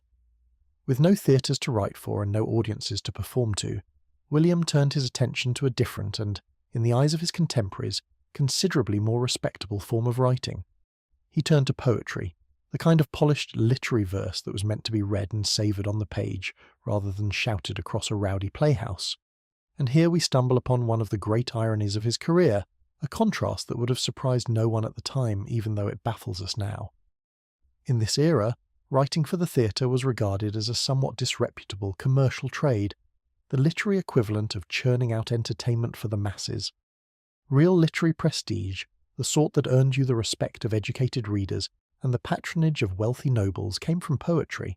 The plays that we now treasure as the crown jewels of the English language were, to many of William's contemporaries, mere popular amusements, while the poems that most of us have never read were the works that established his serious literary credentials.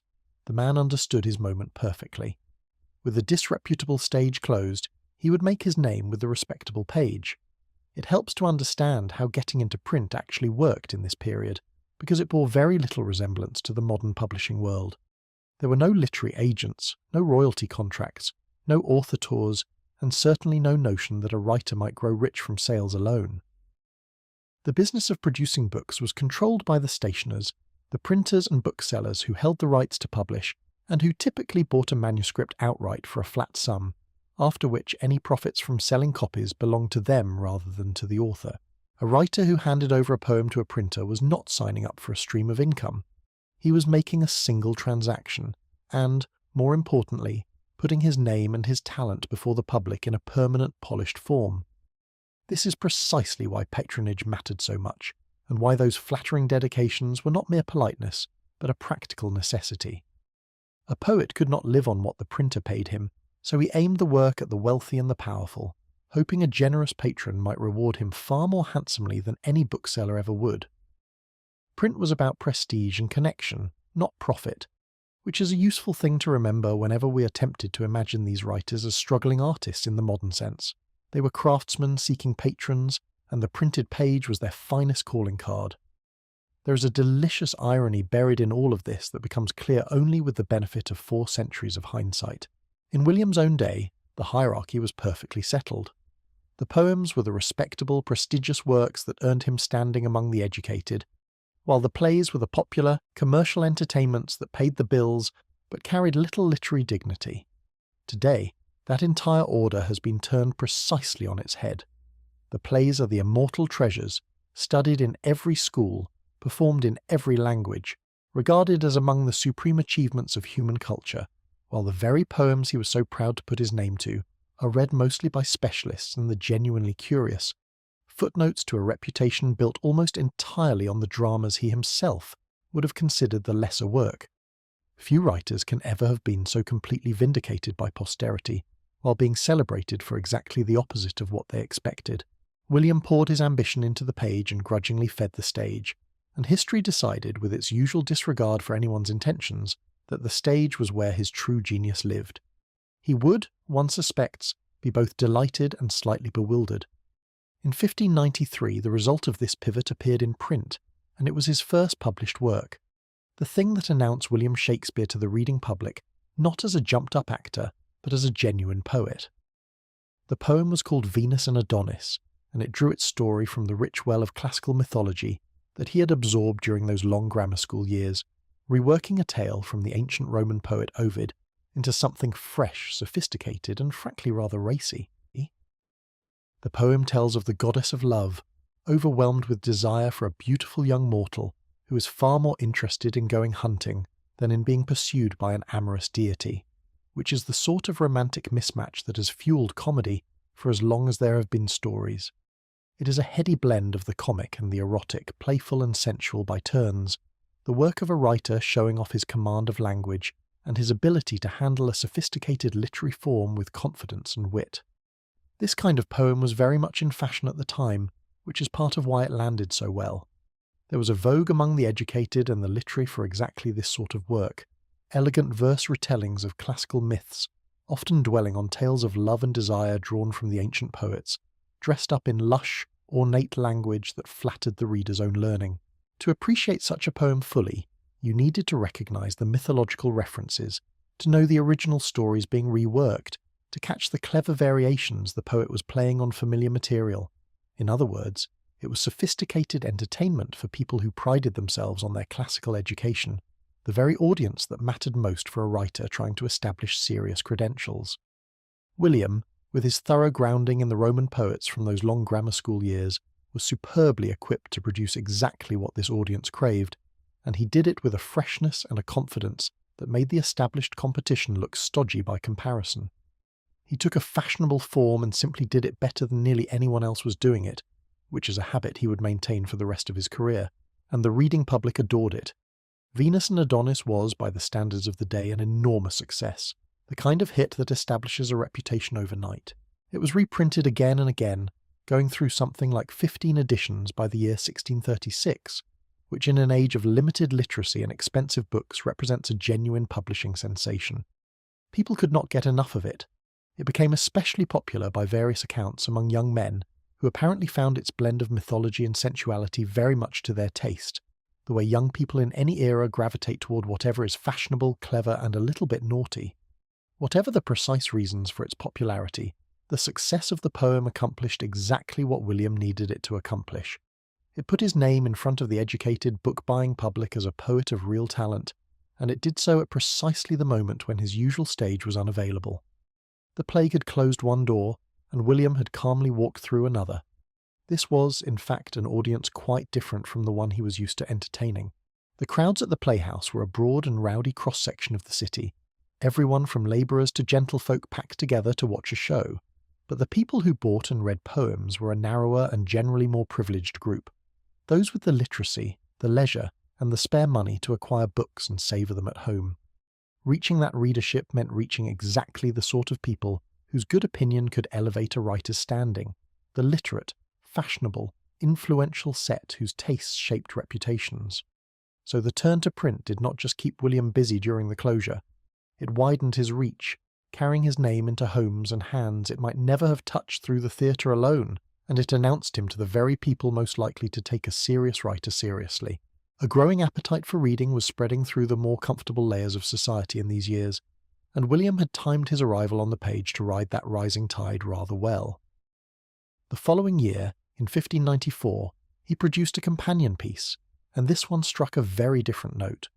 The poem was titled The Rape of Lucrece, and where Venus and Adonis had been playful and sensual, this work was dark, serious, and morally weighty. It drew on a grim episode from the legendary history of ancient Rome, a story of violation, dishonour, and tragic consequence, treated with a gravity that showed William could do solemn high tragedy in verse, just as skillfully as he could do witty eroticism. Taken together, the two poems made a deliberate statement. Here was a writer who could handle the full range of human experience, from the lightly comic to the deeply tragic, with equal mastery, a versatility that would become the hallmark of his entire career. If the first poem announced his arrival, the second confirmed that the arrival was no fluke.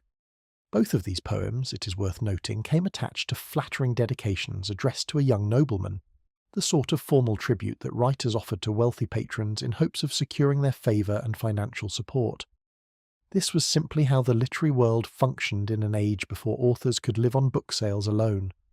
A writer needed a patron, a wealthy and well-connected protector who might offer money, protection, and access to the influential circles where reputations were made. The dedications William attached to his poems were his bid for exactly this kind of patronage, an elegant way of saying that he hoped this powerful young lord might look kindly upon a talented poet in need of support. Whether the relationship between the writer and his noble dedicatee ran deep or remained a simple matter of business courtesy is yet another of those questions the records will not fully answer. But the dedications themselves show William doing what every ambitious writer of his time had to do, courting the wealthy in the hope that wealth might smile back. What we can notice, reading the two dedications side by side, is that the tone shifted between them. The first, attached to the playful mythological poem, is the careful, slightly nervous address of a writer approaching a great man and hoping not to give offence, the verbal equivalent of a polite bow from a respectful distance.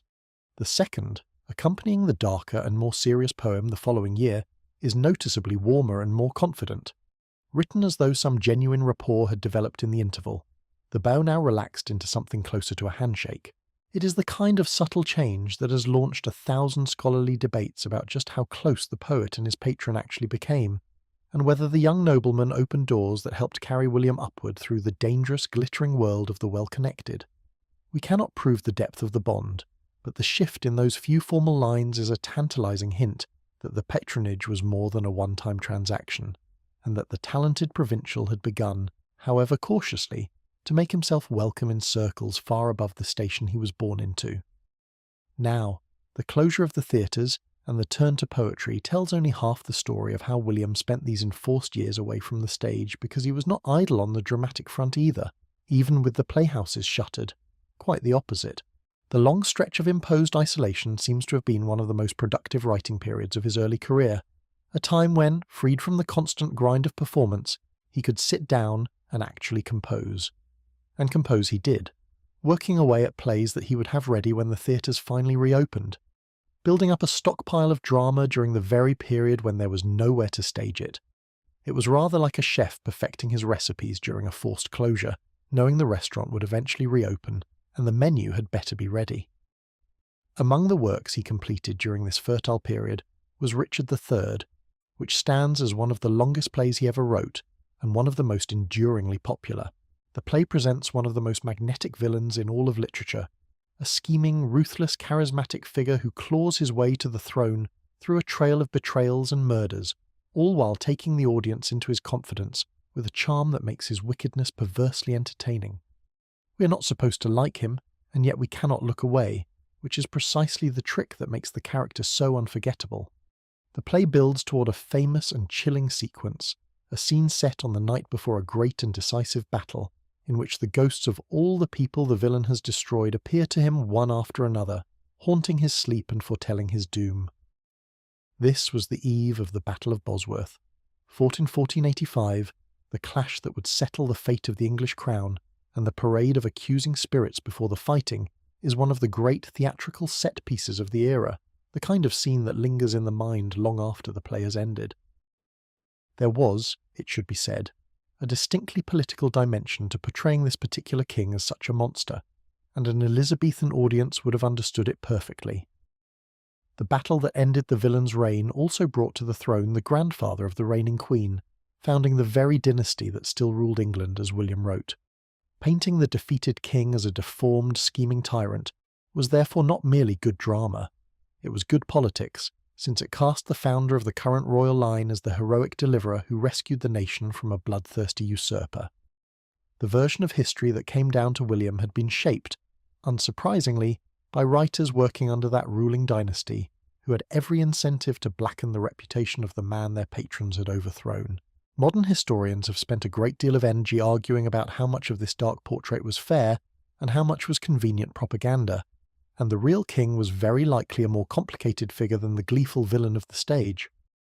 But William was a dramatist, not a historian, and a magnificent villain makes for far better theatre than a balanced character study. He took the story as he found it, heightened it, and produced a portrait so vivid that it has shaped how people imagine that king ever since, which is a striking demonstration of how a great play can overpower mere historical fact. But Richard III was far from the only drama taking shape in these years. William was also turning his hand to comedy, and to a particularly grim variety of tragedy, demonstrating once again that astonishing range. He worked on The Two Gentlemen of Verona, a comedy of love, friendship, and romantic confusion that played with themes he would return to again and again throughout his career. He produced The Taming of the Shrew, a boisterous and famously combative comedy about courtship and marriage that has delighted and provoked audiences in roughly equal measure ever since. And he wrote Titus Andronicus, a tragedy so soaked in revenge and horror that it stands as the bloodiest, most gruesome thing he ever produced, an early experiment in the kind of sensational, shocking drama that audiences of the time found thrilling. It was, shall we say, not a play for the faint of heart, but it proved that the young writer was willing to push the boundaries of what the stage could deliver, and it gave the crowds exactly the visceral spectacle they craved. What is striking about this burst of early work is the sheer range of it, the way William seemed determined to try his hand at every kind of play at once, rather than settling comfortably into a single specialty. A history packed with political scheming, a pair of light romantic comedies, and a tragedy drenched in gore, all from roughly the same stretch of years, reads less like the cautious output of a beginner and more like an ambitious apprentice deliberately testing every tool in the box. The horror and revenge of his bloodiest tragedy owed an obvious debt to the grim Roman dramatist he had pored over as a schoolboy, while his comedies of confusion and disguise drew on the comic machinery of the Roman playwrights he had studied in the same classroom, now reworked for an English stage and an English crowd. He was, in effect, taking the classical models that had been drilled into him years earlier and discovering, play by play, what they could be made to do in his own hands. Most writers spend their early careers finding their narrow lane. William spent his trying to master every lane there was, which is a large part of why his later work refuses to sit neatly in any single category. There is one more piece of work from around this period that deserves special attention, not because it is among his most famous plays, but because of a unique and precious detail attached to it. William contributed to a collaborative play about Sir Thomas More, the very thinker and statesman whose work had helped carry the new learning into England generations earlier.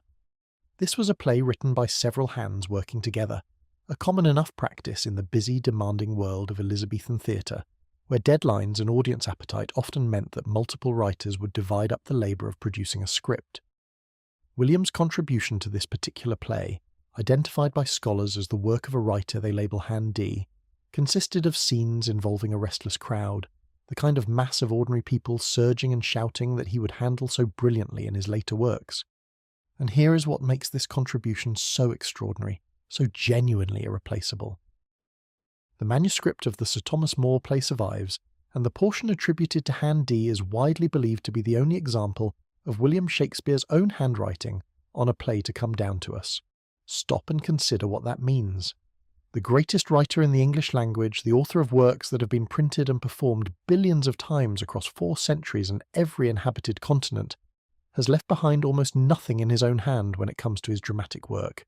We have his signatures on a handful of legal documents, but of the actual plays, the manuscripts where the magic was first set down in ink, we have essentially this one fragment, a few pages of a collaborative effort, where we can perhaps see the master's own pen at work. It is a humbling and slightly absurd situation when you think about it. Mountains of writing flowed from this man, and the physical traces of nearly all of it have simply vanished, leaving us to treasure a few pages of crowd scenes from a play most people have never heard of as our one likely glimpse of his handwriting. History, as we have seen again and again, has a peculiar sense of what it chooses to keep. What the pages themselves contain only deepens the fascination. The scenes attributed to him handle a tense confrontation between the authorities and an angry mob of ordinary Londoners, with the title figure stepping in to calm the crowd and talk them down from violence. And the heart of the passage is a remarkable plea for compassion, an argument urging the rioters to imagine themselves in the position of the foreigners they want to drive out, to consider how it would feel to be the helpless strangers turned away and hunted from place to place. It is a strikingly humane piece of writing, the kind of moment that asks an audience to extend its sympathy across the lines of nation and difference, and seeing it in what may be the author's own hand gives it an almost startling intimacy. Scholars also point to the manner of the writing itself, the relatively few corrections, the apparent fluency with which the lines were set down, as a small window into how this mind worked when it was composing at speed. We are not, in the end, looking at a polished fair copy made for show. We are perhaps looking at thought becoming language in real time, which is about as close as we will ever get to watching the man at work. Eventually, of course, the plague subsided, as plagues did, and the great enforced intermission came to an end. The danger passed, the bans were lifted, and the theatres of London were permitted to reopen their doors and welcome back the crowds that had been kept away for so long. And when that moment arrived, William was perfectly positioned to seize it. He had not wasted the closure. He had spent it building a reputation as a published poet, stockpiling a body of dramatic work and sharpening every aspect of his craft. The catastrophe that should have ended his career had instead become the period in which he laid the foundations for everything that followed. The reopening brought with it a development that would define the rest of William's working life and prove to be one of the smartest moves he ever made. Around the Christmas season of 1594, he became a sharer, an actual part owner, in a newly formed acting company known as the Lord Chamberlain's Men. This was a crucial step, and not merely a matter of finding employment.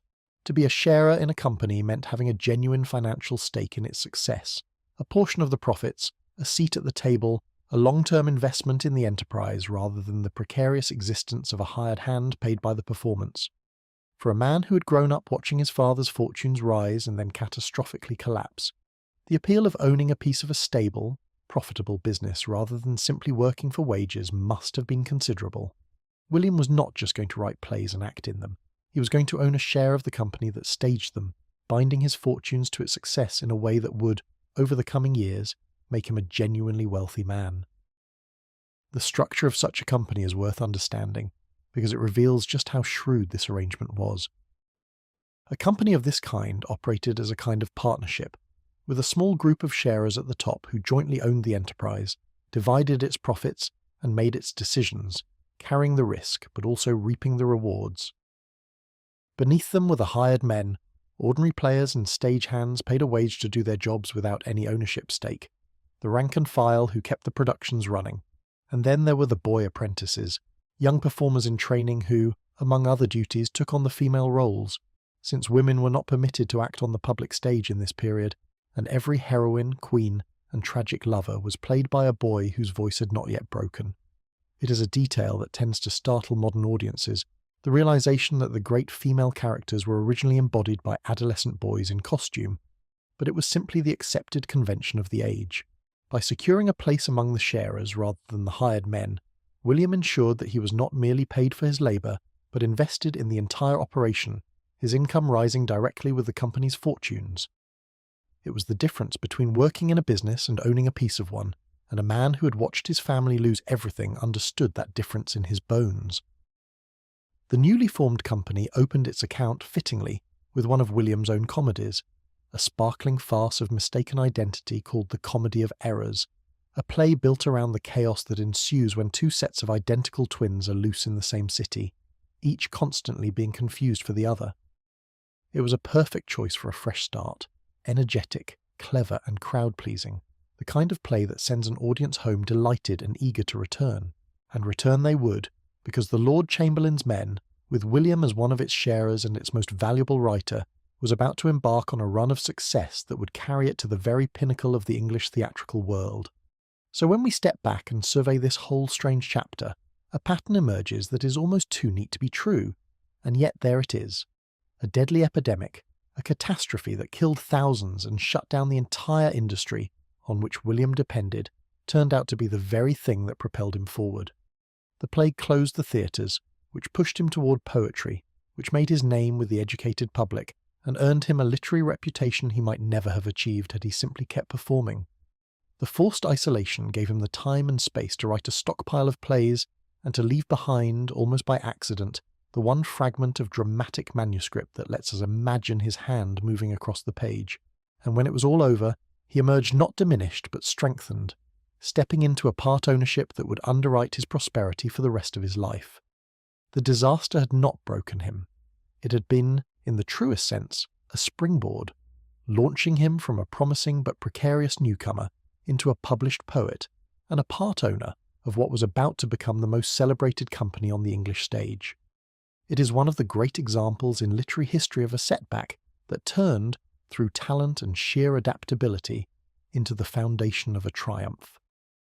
The years that should have ruined him made him instead, and he walked out of that long dark intermission with a published name, a body of finished plays, and a stake in the company that would carry him to the heights. The next act of his life was about to begin, and this time the theatres would stay open long enough for the whole world to notice what he could do. Now, before we follow William into the dazzling run of masterpieces that the reopened theatres would soon make possible, we need to pause and look at a side of him that the romantic image almost completely ignores. Because when most people picture the great poet, they imagine a dreamy genius scratching immortal verse by candlelight, lost in the music of a language, utterly indifferent to anything as grubby as money. That picture is charming. It is also, frankly, nonsense. The real William Shakespeare was, alongside everything else, one of the shrewdest businessmen in the entire London theatre, a man with a keen eye for a profitable deal, a healthy appetite for property, and a willingness to chase down every penny he was owed. The poet could write like an angel, but he could also count like a banker, and the second talent did at least as much as the first to shape the comfortable, prosperous life he eventually built. We have already seen that around Christmas of 1594 he secured a part ownership in his acting company, that crucial step from hired hand to invested partner. What we have not yet examined is exactly what that partnership looked like, and who else was in it, because the men William threw in his lot with were not random colleagues but a remarkable collection of theatrical talent. Chief among them was Richard Burbage, who would become the most celebrated actor of the age, the leading man for whom William would write some of the greatest roles in the history of the stage. When you imagine the first man to ever play those towering tragic heroes, the brooding prince, the jealous general, the mad old king, you're imagining Burbage, the star whose performances brought William's most ambitious creations to life. There was also Will Kemp, the company's great comedian, a clown of enormous popularity whose gift for physical comedy and improvised foolery packed the house with laughter. So the company combined, in a single enterprise, a brilliant writer, a magnetic tragic actor, and a beloved clown, which is roughly the theatrical equivalent of assembling a dream team and then watching it dominate for years. The clown story, as it happens, took a colourful turn that says something about the personalities involved. Around the time the company was setting up its brand new theatre, Will Kemp parted ways with his partners, leaving the enterprise behind. And rather than fade quietly into retirement, he marked his departure with one of the more wonderfully eccentric publicity stunts of the age, dancing a Morris dance all the way from London to a town many miles distant, capering across the English countryside for days on end as crowds gathered to watch the famous comedian jig his way along the roads. It was the sort of attention-grabbing performance that fit his showman's temperament perfectly. His exit left the company in need of a different kind of comic talent, and the style of clowning shifted towards something wittier and more verbal, a change that some scholars believe is reflected in the more sophisticated comic characters William began to write thereafter. The departure of one beloved fool, in other words, may have nudged the writing in a subtler direction, a small reminder that the plays were shaped not only by genius, but by the practical comings and goings of the people who performed them. The genius of William's position within this company was that he was being paid from several directions at once, a financial arrangement that any modern entrepreneur would recognise and admire. He earned money as a writer, supplying the company with the plays it needed. He earned money as an actor, performing on its stage, and most importantly, he earned money as a sharer, taking his cut of the company's overall profits regardless of which particular role he played on a given day. This was the secret to building real wealth in the theatre. The hired men, as we noted earlier, worked for wages and stayed poor. The sharers owned the business and grew rich as it prospered.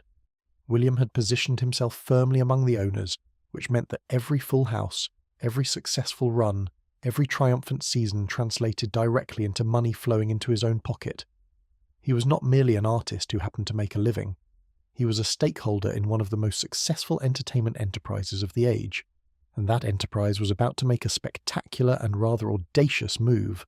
In 1599, the company built itself a magnificent new home, the theatre whose name has become almost synonymous with William himself, the Globe, erected in Southwark, the district on the south bank of the river that had become London's pleasure quarter, a zone of theatres, taverns and entertainments, conveniently situated just outside the reach of the city authorities, who tended to disapprove of such things. The Globe was a grand structure, a great open-air playhouse capable of holding something in the region of 3,000 spectators, which is an astonishing number when you consider it. 3,000 people crammed into a single wooden building to watch a play, in an age long before any electronic amplification, the actors projecting their voices to the farthest corners through sheer skill and lung power.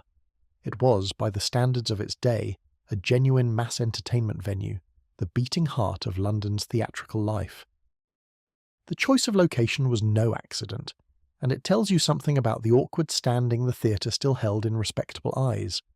The authorities who governed the city proper regarded playhouses with deep suspicion, viewing them as magnets for idleness, disorder, pickpockets, and the spread of disease, the kind of establishment a serious city father would rather not have cluttering up his streets.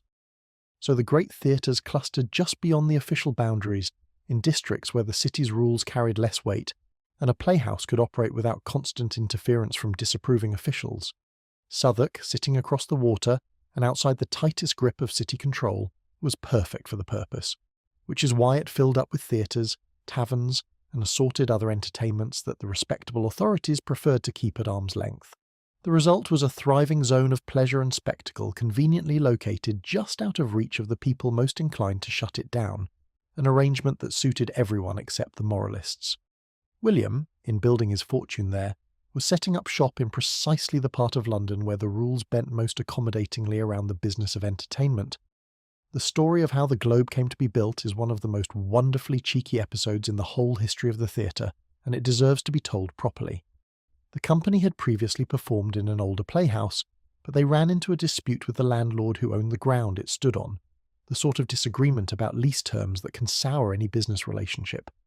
Now, the building itself belonged to the company, but the land beneath it belonged to the landlord, and the two could not come to terms. So the company came up with a solution of breathtaking audacity. One winter, they simply dismantled their old theatre, timber by timber, hauled the entire wooden skeleton of the building across the frozen river, and used it to construct their splendid new playhouse on the other side. They essentially walked off with their own theatre, leaving the disgruntled landlord with an empty plot of land and a valuable lesson about the fine print of property arrangements. It was, you might say, the most dramatic act of recycling in theatrical history, and it speaks volumes about the determination and resourcefulness of the men running this company. The building they raised from those salvaged timbers was a marvel of its kind. A roughly circular wooden structure with the open yard at its centre and the tiered galleries rising around it, crowned with a roof of thatch over the seating and open to the sky above the standing crowd. A stage thrust out into the yard, backed by a structure that housed the actors and their equipment, and concealed all manner of theatrical machinery, with a trapdoor in the stage floor for ghosts and graves, and a space above for scenes played aloft. On performance days, a flag flew over the playhouse, and a trumpet sounded to summon the audience, a cheerful announcement to the whole neighbourhood that a show was about to begin. It was an ingenious, purpose-built engine for storytelling, and it became the most famous theatre in the world. There is, however, a sting in the tail of the original building, because that handsome thatched roof proved to be its undoing. Some years later, in 1613, a stage effect during a performance set the thatch alight, and the entire theatre burned to the ground with remarkable speed. Though by some miracle, no one was seriously hurt. The householders, William among them, faced the considerable expense of rebuilding from the ashes, which they duly did, this time with a wiser choice of roofing. It was a costly reminder that owning a theatre meant owning all its risks as well as all its profits, and that even the most successful enterprise could go up in smoke, quite literally, in the space of an afternoon. What made the Globe especially profitable for William was a clever wrinkle in how it was owned. He was not only a sharer in the acting company that performed there, he was also a part owner of the playhouse building itself, one of the householders who held a stake in the physical structure. This meant he collected income from two distinct sources connected to the same venue: a portion of the company's takings as a sharer, and a portion of the building's profits as a householder. It was the kind of layered, overlapping investment that maximizes return, the work of a man who understood that owning the stage was just as valuable as performing on it. While other writers were content to sell their plays and move on, William was quietly accumulating ownership stakes in the very infrastructure of the entertainment business, building himself a foundation of steady, reliable income that did not depend on the success of any single play. It is worth understanding how the money actually came in, because the pricing system was rather elegantly tiered. The cheapest way to see a play was to stand in the open yard, which cost a single penny, putting the experience within reach of even quite ordinary working people who made up the bulk of the standing crowd. For a little more, a spectator could climb up into the covered galleries and sit on a bench, sheltered from the weather and removed from the crush below. For more still, the truly comfortable seats and the most prestigious positions were available to those who wished to be seen as much as to see. Collectors stationed around the building gathered the admission money as the audience streamed in, and that flood of pennies and larger coins, multiplied across a packed house and a long run of performances, added up to a serious income. When you control a venue that can pack in thousands of paying customers at a range of prices day after day, you are sitting on a genuine money machine, and William owned a slice of exactly that machine. The pennies of the standing crowd, unglamorous as they were, helped build one of the great fortunes of the Elizabethan stage. The company's property holdings did not stop with their famous open-air theatre. From around 1608, they acquired a second venue, and this one was a very different sort of establishment, a smaller, more refined indoor playhouse known as Blackfriars. Where the Globe was a vast open-air arena exposed to the weather and packed with a broad cross-section of the public, Blackfriars was an enclosed hall, sheltered, intimate, lit by candles, and aimed squarely at a wealthier, more exclusive clientele willing to pay considerably higher prices for the privilege. With 2 venues at its disposal, the company could now perform year-round regardless of the season, using the cosy indoor theatre during the cold months and the great open-air one in the warmer weather, while also tapping into 2 different markets, the broad popular crowd and the moneyed elite. It was a sophisticated, diversified operation, and William, as one of its owners, profited from all of it. The boy whose father had lost everything was now collecting income from 2 of the finest theatres in the kingdom. There was a deeper wisdom in how this company was put together, and it helps explain why it thrived for so long while rivals rose and fell around it. Many theatrical enterprises of the age were fragile things, dependent on a single financier or a single star, and prone to collapsing the moment that prop was removed. William's company was different. By spreading ownership among a stable core of sharers, who were also its leading performers and, in his case, its housewriter, the enterprise tied the fortunes of its key talent directly to its survival. The people who made the company succeed were the same people who profited when it did, which gave everyone a powerful reason to keep it healthy and to stay loyal through good seasons and bad. It was, in effect, a partnership of the very men whose work the audiences came to see, an arrangement so sound that the company endured for decades and weathered upheavals that would have sunk a more precariously built operation. In an industry notorious for chewing up talent and spitting out paupers, this was a structure designed for permanence, and William had helped build it and bound himself into it. He was not merely riding a successful company. He was one of the architects of the most durable theatrical institution of his time, and a part owner of the stage on which his own genius would unfold. But here is the part of the story that truly reveals William's instincts, because his money did not stay in London tied up in playhouses. A great deal of it flowed back to Stratford, the hometown he had left as a young man with uncertain prospects, where he steadily and deliberately built himself a substantial empire of property. And the centrepiece of that empire was a purchase loaded with meaning. In 1597, he bought a house called New Place for around £120, which happened to be the second largest residence in the entire town, an imposing and impressive property that announced, in the clearest possible terms, that William Shakespeare had arrived.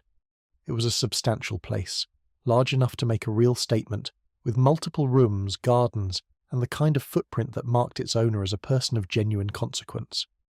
Over the years he would invest in improving it, the way a prosperous man tends to his fine house, turning it into a comfortable family seat worthy of his rising status.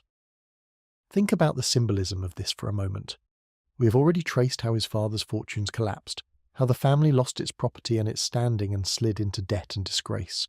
And now here was the son, returning in triumph, buying one of the grandest houses in the very town that had watched the family fall, planting his flag and restoring the name to a glory it had never quite reached even in its best days. It is one of the most satisfying reversals in the whole story. The wheel of fortune turned full circle by a glover's son who went to London with nothing and came back able to buy almost anything in town.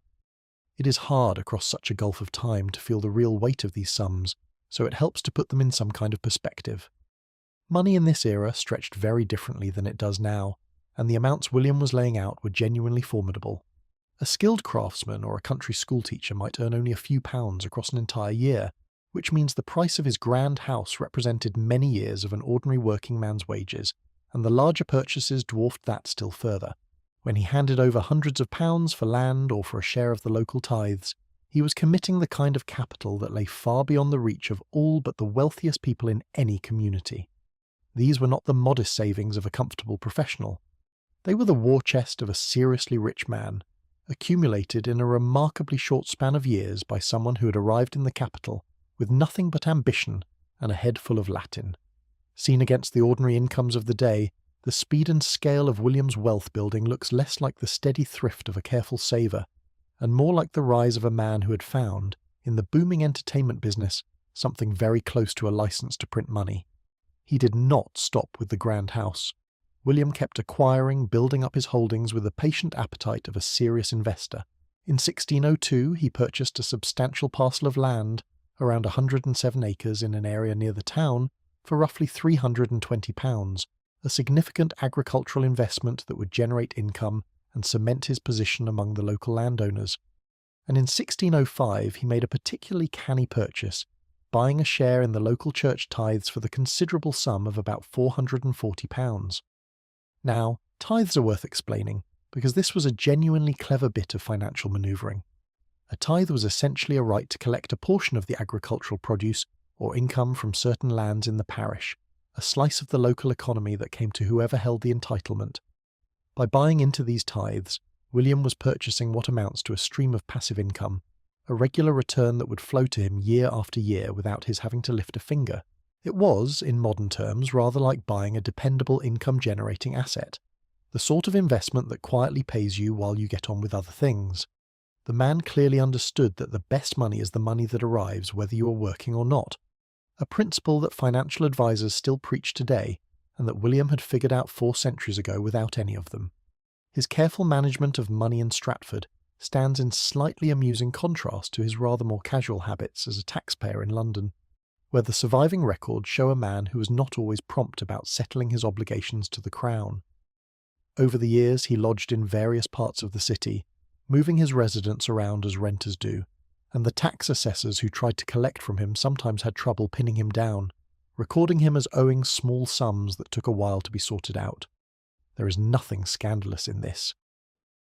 A busy man with property and interests in 2 places, frequently changing his London quarters, was an awkward target for a tax collector, and falling behind on a modest assessment was hardly a crime. But it does add a pleasingly human texture to the portrait, the image of the great poet as a slightly elusive lodger whom the taxman kept losing track of. He poured his real energy and care into the investments that built his lasting fortune, while the petty bureaucracy of London tax collection seems to have ranked rather low on his list of priorities. Not all of his money-related activities cast him in quite such a flattering light, and a complete portrait requires acknowledging the less charming episodes alongside the impressive ones. In 1598, during a period of food shortage when grain was scarce and prices were high, William was recorded as holding a substantial quantity of malt, the grain used in brewing, something in the region of 80 bushels, stored up while many around him went hungry. Now, this could be read innocently enough as ordinary household provisioning, the prudent stockpiling that any sensible head of a large household might do. But it can also be read less generously, as the behaviour of a man holding onto a valuable commodity during a time of scarcity, when hoarding grain was exactly the sort of thing that could earn a person the resentment of hungrier neighbours. The truth probably lies somewhere in between, but it serves as a useful reminder that William was a practical man of business living in hard times, not a saintly figure floating above the grubby realities of survival and profit. He looked after his own, which was the ordinary instinct of the age, even when it sat a little awkwardly against the suffering around him. The context here matters, because these years of dearth were genuinely desperate ones, and the authorities took a dim view of anyone suspected of sitting on stockpiles while prices soared. Officials drew up lists of those holding quantities of grain, partly to keep track of supplies, and partly to shame and pressure the holders into releasing what they had onto the market. To appear on such a list was not a criminal charge exactly, but it carried a whiff of public disapproval, the implication that one was profiting, or at least failing to help, while others struggled to feed their families. That William turns up among the names is a small but telling detail. It places him squarely among the propertied men of his town, the ones with enough surplus to be worth recording, and it reminds us that his prosperity unfolded against a backdrop of real hardship for many of his neighbours. Whether he was a heartless hoarder or simply a prudent householder, doing what every man of means did in lean times is impossible to say from this distance. The likeliest answer is that he was neither villain nor saint, but an ordinary prosperous man behaving as prosperous men generally behaved, which is to say, looking out for himself first and the wider world second. He was also active as a lender of money, extending loans to others in the way that was common enough in an economy that ran heavily on credit, a feature of the times we have encountered before. There is a famous surviving letter in which a man named Richard Quiney wrote to William seeking to borrow a sum of money, around £30, addressing him in the respectful, slightly anxious tones of someone asking a prosperous acquaintance for financial help. It is, as it happens, very nearly the only letter addressed to William that survives at all, which makes it doubly precious, and the fact that the one scrap of personal correspondence to come down to us is essentially a request for a loan tells you a great deal about how his contemporaries actually saw him. The letter is a precious little window into William's standing, because you do not write to someone begging a loan unless you believe they have money to spare and the means to grant it. By this point in his life, William was evidently the sort of man other people turned to when they needed cash, a person of substance and liquidity in his community. The provincial nobody had become the local moneyed gentleman whom neighbours approached hat in hand in their hours of need. To grasp just how unusual all of this was, you only have to look at what happened to most writers of the age, because the typical literary career did not end in comfortable prosperity. The usual fate of a talented playwright was to scrape by on the meagre sums paid for scripts, to spend the proceeds as fast as they came in, and to die with little or nothing to show for a lifetime of brilliant work. The bitter rival who had sneered at William early on, as we saw earlier, died in poverty and squalor, his gifts having earned him fame of a sort but no security whatsoever. That was the rule, not the exception. The men who wrote the plays were, by and large, a precarious hand-to-mouth crowd, often clever and often broke. What set William apart was not simply that he wrote better than they did, though he did, but that he was almost alone among them in understanding that talent without ownership was a road to nowhere. While his fellow writers sold their genius by the script and stayed poor, he turned his genius into a stake in the business, and that single difference in approach is why he died a wealthy landowner, while so many of his equally gifted contemporaries died with empty pockets. The lesson, if there is one, is that being the best in the world at something is no guarantee of prosperity. Knowing how to own a piece of it, on the other hand, makes all the difference. And when it came to protecting what he was owed, William showed no particular sentimentality. He was perfectly willing to pursue debtors through the courts, to take legal action to recover money lent or payments due, to defend his financial interests with the cold practicality of a man who took his accounts seriously. This is not the behaviour of a misty-eyed dreamer indifferent to worldly matters. It is the behaviour of a careful, even hard-nosed businessman who had worked too hard for his wealth to let any of it slip away through carelessness or excessive generosity. The same hand that wrote the most tender love poetry in the language could, when necessary, sign a court document demanding repayment from a delinquent neighbour. There is no contradiction in this, really, only a fuller and more human picture of a man who was both a supreme artist and a thoroughly competent manager of his own affairs. His acquisitions continued nearly to the end of his life. As late as 1613, near the close of his career, he joined with a few partners to purchase a property in London, a gatehouse situated close to the Blackfriars Theatre, for around £140. This particular transaction came with some curious legal arrangements that have puzzled scholars, the kind of complicated ownership structure, with the property placed in the hands of trustees rather than held outright, that suggests careful planning about who would control the property and how it might be passed on. Some have wondered whether the arrangement was deliberately designed to keep the property out of certain hands after his death, which, given a notorious detail of his final wishes that we will come to later, is a tantalizing thread to leave dangling. Whatever the precise reasoning behind it, the purchase confirms that William remained an active and engaged investor, right up until his final years, still acquiring property, still managing his portfolio, still thinking like a businessman even as his writing days drew toward their close. He never stopped counting. There is something quietly revealing and a little ironic in all of this when you step back and consider it. The hard documentary evidence of William's life, the actual paper trail he left behind, is overwhelmingly the paper trail of a man of business rather than a man of letters. We have deeds and conveyances recording his purchases of houses and land. We have the record of his grain holdings, the surviving begging letter for a loan, the entries concerning his taxes, the traces of his lawsuits. The most famous imaginative writer who ever lived survives in the official record chiefly as a property owner, a lender, a litigant, and a taxpayer. It is as though history preserved the ledger and lost the poetry, keeping every receipt while discarding the soul. Still, there is a certain wry humour in the fact that the man we revere for the most sublime use of language in human history comes down to us, in the documents, looking remarkably like a successful small-town real estate investor. When you assemble all of these pieces, a portrait emerges that is considerably more interesting and a good deal less romantic than the popular image of the solitary genius. Here was a man who built his fortune on multiple foundations at once, drawing income as a writer, an actor, a company sharer, a theatre owner, a landowner, a holder of tithes and a lender of money, weaving together a web of investments and revenue streams with genuine skill.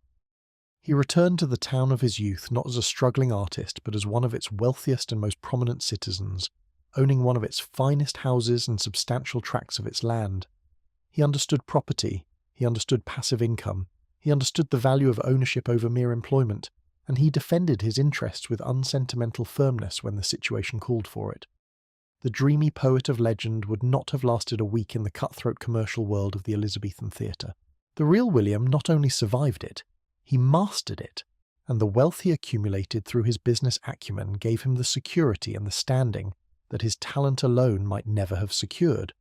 He could write, certainly, better than anyone who has ever lived. But he could also count, and the combination of those two abilities, the soaring imagination and the cool head for money, is a large part of what made his extraordinary life possible. The artist needed the businessman, in the end, far more than the legend likes to admit. It was the businessman who kept the artist housed, fed, and free to write, who turned fleeting fame into lasting security, and who ensured that the genius was never reduced to the desperate hand-to-mouth existence that swallowed so many of his gifted peers. Behind every immortal line stood a man who had taken care to own the building it was performed in, and there is a kind of poetry in that too, even if it is the poetry of the account book rather than the stage. Money, however, was only half of what a man needed in this world, and William understood that perfectly well. Wealth could buy you the second largest house in town, but it could not, on its own, buy you the one thing that mattered even more in a society obsessed with rank: official status. A rich commoner was still a commoner, and the line separating ordinary folk from gentlemen was guarded with all the seriousness of a national frontier. So in the late 1590s, at the height of his rising fortunes, William set out to cross that line in the only way the system allowed, by securing for his family an official coat of arms, the heraldic badge that would transform the Shakespeares, formally and permanently, from tradespeople into gentlefolk. It is worth pausing to appreciate just how much this meant, because the modern world has nothing quite like it. A coat of arms was not a decorative flourish or a fancy logo. It was a legal certification of social rank, granted by royal officials called heralds, who examined a family's history, standing, and finances before deciding whether they deserved elevation into the ranks of the gentry. To bear arms was to be, officially and forever, a gentleman, entitled to be addressed with respect, to sign yourself with the magic word gentleman after your name, and to look the world in the eye from a permanently higher step on the social staircase. For a family like the Shakespeares, who had risen, fallen, and risen again, the grant of arms was the ultimate stamp of arrival, the document that said, in effect, you are now somebody, and no one can take it away. It should also be said that the granting of arms had become, by this period, a thriving trade, because the heralds had discovered what every gatekeeper eventually discovers, namely that there is excellent money to be made in selling tickets through the gate. England was filling up with newly prosperous men, merchants, lawyers, and successful tradesmen who had the wealth of gentlemen and wanted the label to match, and the officials who controlled the labels were happy to oblige, for a suitable fee and a suitably flexible reading of the applicant's pedigree. Family histories were polished, distant connections to ancient lineages were discovered with remarkable convenience, and the grants flowed. The old aristocracy grumbled that gentility was being sold like cloth at a market, which was not entirely unfair, but the machine ground on regardless, converting new money into old respectability one parchment at a time. William's application, in other words, was part of a great wave of social climbing that was reshaping English society, one more successful self-made man purchasing his way across the line. He was doing nothing unusual, he was simply doing it with more famous money than most. There is a poignant family dimension buried in the paperwork too, one that connects this triumph directly back to the saga of rise and ruin we followed earlier. The application was made not in William's own name but in his father's, so that the grant, when it came, elevated old John Shakespeare to the rank of gentleman, with William inheriting the status as a gentleman's son, and this was no accident of legal formality. Decades earlier, back in his glory days as a leading man of Stratford, John had actually begun the process of seeking arms for himself, an ambition that collapsed along with his fortunes and was quietly abandoned when the money ran out. The dream had sat there, unfinished, through all the years of debt and disgrace. Now the successful son revived his father's stalled application and carried it through to completion, using London money to finish what Stratford ambition had started a generation before. Whatever else the coat of arms represented, it was also a gift from a son to a diminished old man, the restoration of a dignity that had been stripped away in front of the whole town. The broken alderman who had stopped showing his face at church would end his days, officially and irrevocably, a gentleman. As gestures go, it is hard to think of a more eloquent one, and it suggests that beneath all the careful business calculation, William had been keeping score on his father's behalf for a very long time. The application succeeded, and the arms that were granted to the family are a small masterpiece of personal symbolism. The design featured a shield of gold crossed by a band bearing a spear, and above it, as the crest, a falcon with its wings spread shaking a spear in its talon. A spear, you will notice, for a man named Shakespeare. The heralds of this era loved a good visual pun on a family name, and this one was about as direct as they come.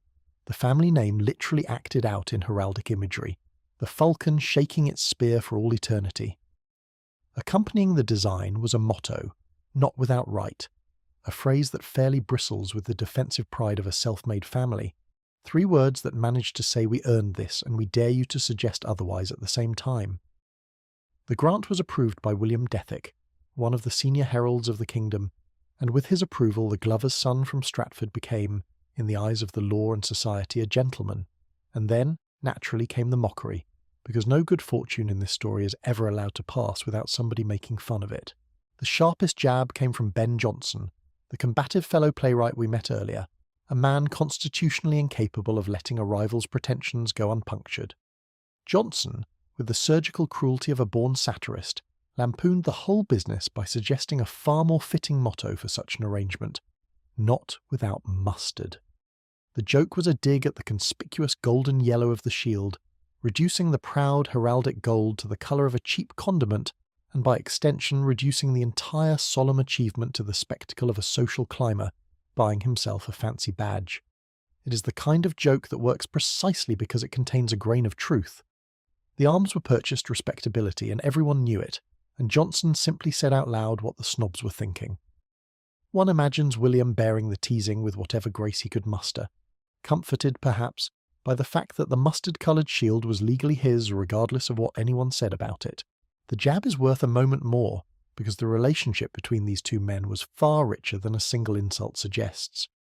Jonson and William were rivals, certainly, 2 giants competing in the same arena, and Jonson never tired of pointing out what he considered his colleagues' faults: the loose plotting, the indifference to classical rules, the habit of writing too fast and revising too little.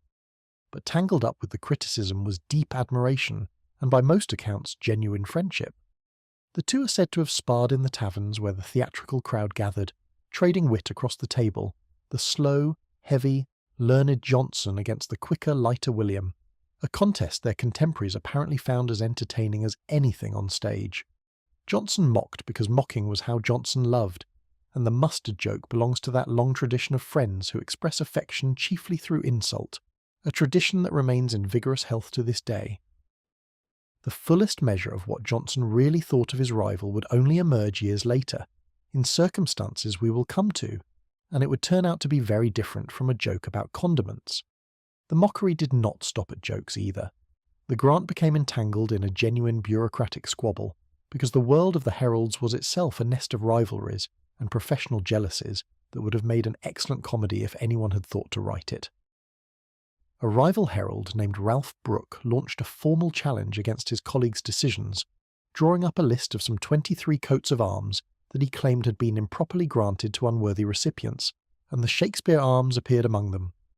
The complaint was, at its heart, the same old song we have heard before in this story: the establishment grumbling that people of low origin were being allowed to climb where they did not belong. A glover's son with a gentleman's shield was, to the guardians of the old order, a small scandal, one more crack in the wall separating the well-born from the merely successful. The challenge was contested and the arms survived, the officials who had granted them defending their decision, but the episode is a perfect little window into the social friction of the age.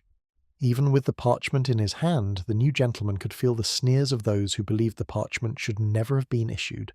Status, it turns out, could be granted by the heralds, but acceptance was another matter entirely, and that had to be endured rather than purchased. While all this social manoeuvring was going on, the actual work, the thing that history would remember when every herald and every sneer was long forgotten, was pouring out of him at a rate that remains difficult to believe.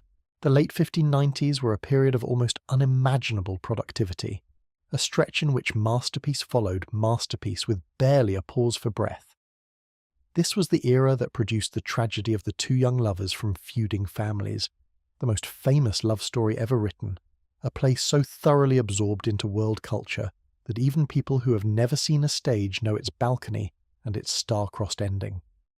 It produced the drama of the Venetian merchant and the moneylender, with its famous courtroom and its pound of flesh, a play that mixes comedy and darkness in ways that still provoke fierce debate. It produced the enchanted comedy of lovers lost in a midsummer forest, with its quarrelling fairy royalty and its troupe of hilariously incompetent amateur actors, a work of such effortless magic that it has been delighting audiences continuously for over 4 centuries. Any one of these plays would have secured a writer's permanent reputation. William produced them essentially back-to-back, while also acting, managing his share of the company, and buying up half of Stratford. It is worth understanding something about how he worked, because it illuminates the nature of his particular genius. William almost never invented his plots from scratch. The story of the doomed young lovers came from an existing tale that had been circulating in various versions for years. The bond of flesh and the casket riddles of the Venetian play were lifted from older stories. The historical dramas followed the chronicles. This was standard practice in his world, where originality meant not inventing new stories, but retelling known ones better than anyone else, and audiences positively preferred material they already half knew. What set William apart was what happened to a story once it passed through his hands. He took flat characters and gave them inner lives, took simple moral tales and complicated them until easy judgment became impossible, took borrowed skeletons and wrapped them in language no one had ever heard the like of. The plots were second-hand. The humanity poured into them was entirely his own. A modern reader sometimes recoils on learning that the most original writer in history worked almost exclusively from borrowed material, but this gets originality exactly backward. Anyone can invent a new story. Hardly anyone, before or since, could transform an old one the way he could, and that transformation, not invention, is where his genius actually lived. There is a delightful little detail connecting two of these masterpieces that shows just how playful that genius could be. The Enchanted Forest comedy contains, nested inside it, a play within the play, performed by its troupe of well-meaning amateur tradesmen, and the story those bumbling amateurs choose to stage is a tragedy of two young lovers kept apart by their families, who come to grief through a midnight misunderstanding involving a wall, a lion, and some spectacularly bad timing. In other words, it is essentially the plot of his own great romantic tragedy, reduced to farce and butchered gloriously by the worst actors in literature.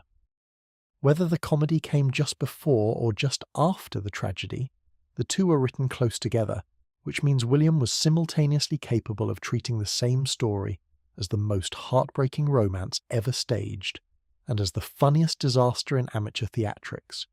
He could make an audience weep over star-crossed lovers one afternoon, and howl with laughter at star-crossed lovers the next, and he saw no contradiction in it whatsoever. That double vision, the ability to hold the tragic and the ridiculous in the same hand, is perhaps the single most distinctive mark of how his mind worked, and audiences have been enjoying the joke at his own expense for 4 centuries. And alongside these, he was deep into his great cycle of English history plays, the dramas chronicling the reigns of Henry IV and Henry V, works that blended politics, war, comedy, and character into something no one had quite achieved before. At the heart of these plays he created what many consider his greatest comic invention, a fat, drunken, cowardly, lying, utterly irresistible old knight who steals every scene he appears in, a character so vivid and so beloved that audiences demanded more of him. And this beloved rascal came with a backstage scandal attached, one of the juicier episodes of William's career. The character was originally given the name Oldcastle, which happened to be the name of a real historical figure, a man whose proud descendants were still very much alive, very well connected, and very much not amused to find their ancestor's name attached to a debauched stage buffoon. The family complained, and they had the influence to make the complaint stick. William was obliged to rename his creation, and so the old knight became Falstaff, the name under which he conquered the world. The episode is a useful reminder that even the most successful writer of the age had to tread carefully around the powerful, and that a joke at the wrong family's expense could bring real trouble down on a playhouse. One suspects William grumbled, changed the name, and quietly noted that the fuss had given the character even more publicity, which, then as now, never hurt ticket sales. The Fat Knight's popularity in fact reached all the way to the very top of society, if a charming old tradition is to be believed. The story goes that the Queen herself was so delighted by the character that she expressed a wish to see him in love, and that William, receiving what amounted to a royal commission, obligingly dashed off an entire comedy in a matter of weeks, showing the old rogue fumbling his way through a courtship, the very play, as it happens, in which that caricature of his old Stratford adversary is said to lurk. Like most of the best anecdotes in this story, it was written down long after the fact and cannot be verified, but it captures something true regardless. The character had escaped his creator's control in the way only the greatest creations do, becoming a public possession that audiences, and possibly monarchs, demanded more of, the Elizabethan equivalent of a breakout character whose popularity forces the studio to greenlight a spin-off. Writers have been chasing that lightning ever since, usually without catching it. The history cycle reached its climax with the play about Henry V and his impossible victory in France, and it contains what may be the most famous battlefield speech ever written. On the eve of the clash at Agincourt, fought against overwhelming odds, the young king rallies his exhausted, outnumbered men with words that turn their very desperation into glory, telling them that the few who stand together that day will be remembered as a band of brothers, bound to each other by the blood they are about to shed. The speech has echoed down the centuries, quoted by generals and politicians, borrowed by every war film that ever wanted to stir an audience, recycled so endlessly that it has become the template for how leaders talk before a desperate fight. 400 years of imitation, and nobody has done it better. Not bad for a man whose motto was being compared to mustard. Fame on this scale brought with it a problem that will sound remarkably familiar to anyone who has followed the modern entertainment business, namely that success attracts parasites. By the end of the decade, the name William Shakespeare had become a commodity, a brand, the kind of name that could sell a book all by itself, and where there is a name that sells, there will be people happy to use it without asking.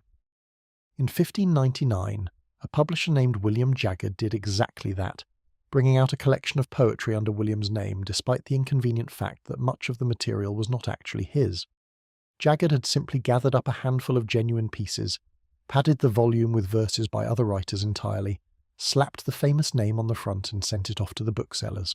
It was a bald-faced piece of literary piracy, and there was remarkably little William could do about it, because the concept of an author's legal control over his own name and work barely existed. The notion that a writer owned his words, and that printing them, or printing someone else's words under his name, required his permission, lay centuries in the future. The pirates operated freely, and the best an aggrieved author could manage was irritation. It is one of history's neater ironies that the man whose works would one day be the most fiercely protected literary property on earth spent his own lifetime almost entirely defenceless against people helping themselves to his name. The plays themselves leaked into print through equally dubious channels, and the methods involved were sometimes wonderfully shabby. A company like Williams regarded its scripts as trade secrets, valuable property to be guarded, since a rival troupe with a copy of a hit play could simply stage it themselves. Official publication was therefore something the company controlled carefully, releasing texts when it suited them. But unofficial versions had a way of appearing anyway, and scholars believe some of these pirated editions were assembled from memory, with someone who had seen or performed in a play, perhaps a hired actor with a small part and a large appetite for easy money, reciting as much as he could recall to a printer who patched the gaps and rushed the result to market. The texts produced this way were predictably mangled, full of garbled lines and missing scenes, the literary equivalent of a bootleg recording made on a shaky handheld camera. Some of the most famous speeches in the language exist in early pirated versions so butchered that they read like parodies of themselves. For the company, these leaky, mangled editions were a constant low-grade nuisance, lost revenue and damaged goods circulating under their best writers' increasingly valuable name, and there was, once again, essentially nothing to be done about it except keep producing new material faster than the pirates could steal the old. Genuine recognition arrived too, though, and from a source that carried real weight. A clergyman and man of letters named Francis Meres published a survey of the English literary scene in which he set out to measure the writers of his own day against the immortals of Greece and Rome. and when he came to William, his praise was extraordinary. Meres declared him the finest in both branches of drama, ranking him alongside Plautus, the supreme Roman master of comedy, and Seneca, the great Roman tragedian, judging that this Englishman stood comparison with the very best the ancient world had produced in each kind. For a writer of this era, steeped as the whole culture was in reverence for the classics, there was simply no higher compliment available. To be the new Plautus or the new Seneca would have been a triumph. To be hailed as both at once was unprecedented, a public declaration that the upstart without a university degree had not merely joined the ranks of the great, but had taken up residence at the very top. The sneering of the credentialed men, the mustard jokes, the heraldic complaints, all of it was beginning to look rather small next to assessments like that. The verdict that mattered, the verdict of readers and audiences and serious judges of literature was in, and it was unanimous. Meres also let slip in passing a tantalizing detail that readers have been grateful for ever since. He mentioned that William was circulating sweet sonnets privately among his friends, poems not yet published but passed from hand to hand within a select circle, admired by those lucky enough to see them. It is our first solid glimpse of a body of work that would not reach the public for years yet, and it tells us that even at the height of his theatrical fame, William was writing intensely personal verse meant, at least for the moment, for a private audience rather than the bookstalls. What those poems contained, and the mysteries they would eventually unleash upon the world, is a story we will come to in due course. For now it is enough to note that the most public writer in England was keeping a private literary life on the side, and that the friends who passed those pages around had no idea they were handling what would become the most scrutinized collection of poems ever printed. It is worth picturing the shape of his daily existence in these years, because William was living what amounted to a double life, split between two worlds a long journey apart. His working life was in London, the theatres, the company, the lodgings he moved between, the relentless schedule of writing, rehearsing and performing. His family meanwhile remained in Stratford, the wife and the 3 children installed in the fine house his earnings had bought, going about their provincial lives while the husband and father pursued his career in the capital.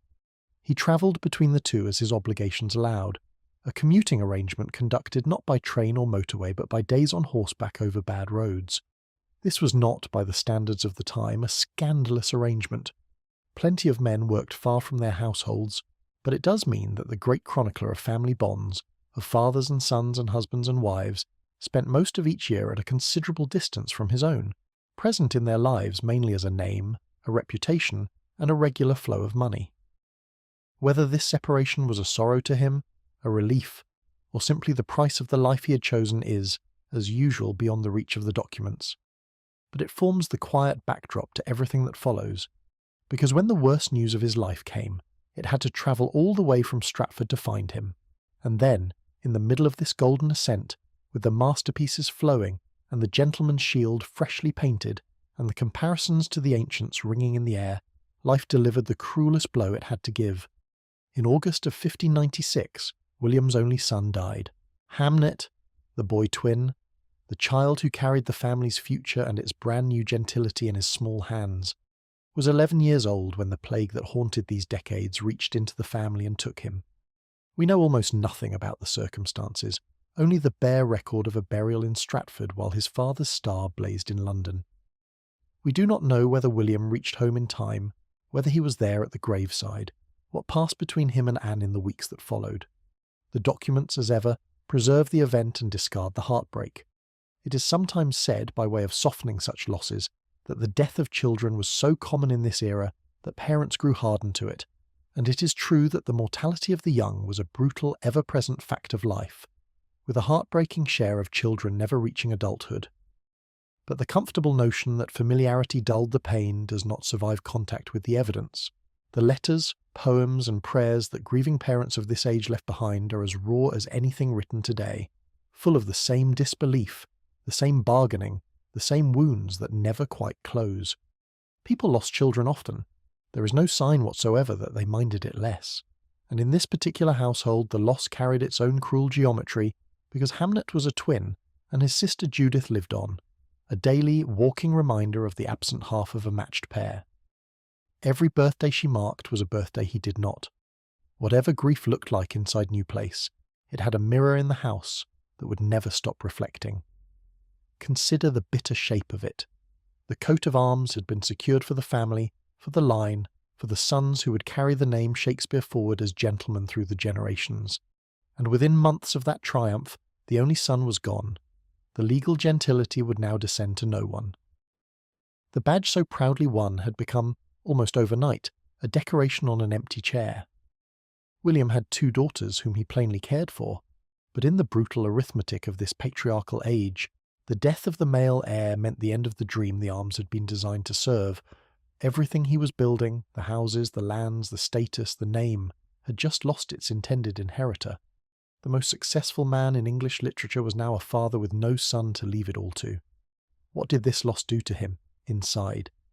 Here we run into the same wall we have hit before with his private life, the wall of documentary silence, and the same temptation to go looking for the man in his work.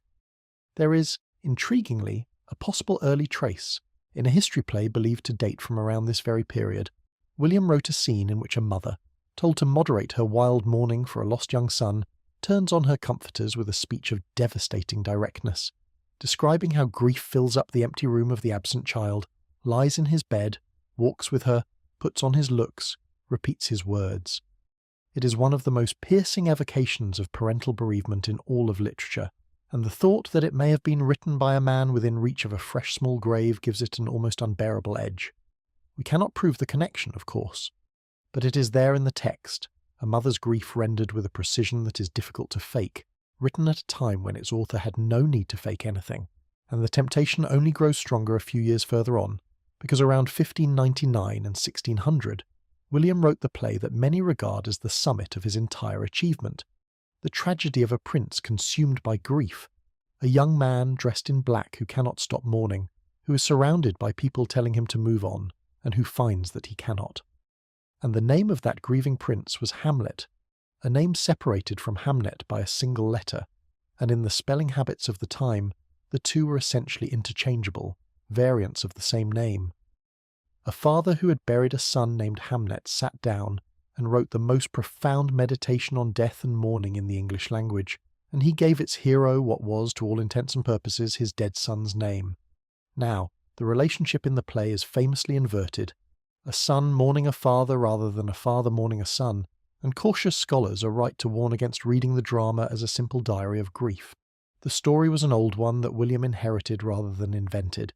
The prince's name came with it, and great writers transform their materials in ways that defy any neat biographical decoding. All of that is true, and none of it quite dissolves the shiver that comes from setting the two names side by side.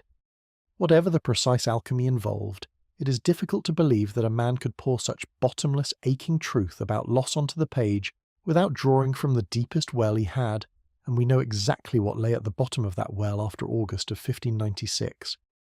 The play does not tell us what William felt, but it makes it very hard to believe he felt nothing, and generations of readers have sensed behind the prince's sorrow the shadow of a small grave in Stratford.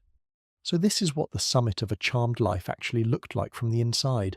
To the world, these years were an unbroken triumph, the masterpieces multiplying, the money accumulating, the gentleman's arms gleaming, the critics laying laurels at his feet, and threaded through all of it, invisible in every public record of his success, ran a private devastation that the success could do nothing to touch. The falcon on the family crest shook its spear over a family that had lost its future, and the most celebrated writer alive went on writing, because that evidently was what he knew how to do with what was inside him. The public ascent and the private grief were not two separate stories. They were the same story, lived simultaneously by one man, and the work that came out of those years, luminous and dark at once, carries the fingerprints of both. Perhaps that is the real lesson of this stretch of his life, the years when he had everything and lost the thing that mattered most. The plays that followed would go deeper into sorrow, doubt, and the dark corners of the human heart than anything he had written before, and it is hard to believe the timing is a coincidence. The world handed him a gentleman's shield and took his son, roughly in the same breath, and out of that unbearable exchange came the mature voice that would produce the greatest tragedies ever written. The price was obscene. The work it purchased belongs to all of us, which is a debt worth remembering every time those plays are performed. That mature voice found its great stage thanks in part to a change of management at the very top of the kingdom, In 1603, the long reign of Elizabeth I came to an end, and the crown passed to a new monarch, James I, a Scot who arrived in London with his own tastes, his own obsessions, and, as it happened, a genuine enthusiasm for the theatre. For William's company, the change of regime turned out to be the best piece of news imaginable. The new king took the troupe under his own personal patronage, elevating them from the protection of a mere lord to the protection of the crown itself, and renaming them accordingly. The company that had been the Lord Chamberlain's men now became the King's men, the official players of the Monarch of England, which is roughly the difference between being a well-regarded local firm and receiving a royal warrant. There was practical generosity to go with the prestige too. When the plague returned, as it reliably did, and shuttered the playhouses once more, the king granted the company a payment of £30 to help tide them over, the sort of gesture that suggests the patronage was more than ceremonial. The players were now, quite literally, servants of the royal household, performing at court with a frequency that earlier companies could only have dreamed of, and William, sharer and house playwright, stood at the centre of the most favoured theatrical enterprise in the land. The new status came with wonderfully tangible perks.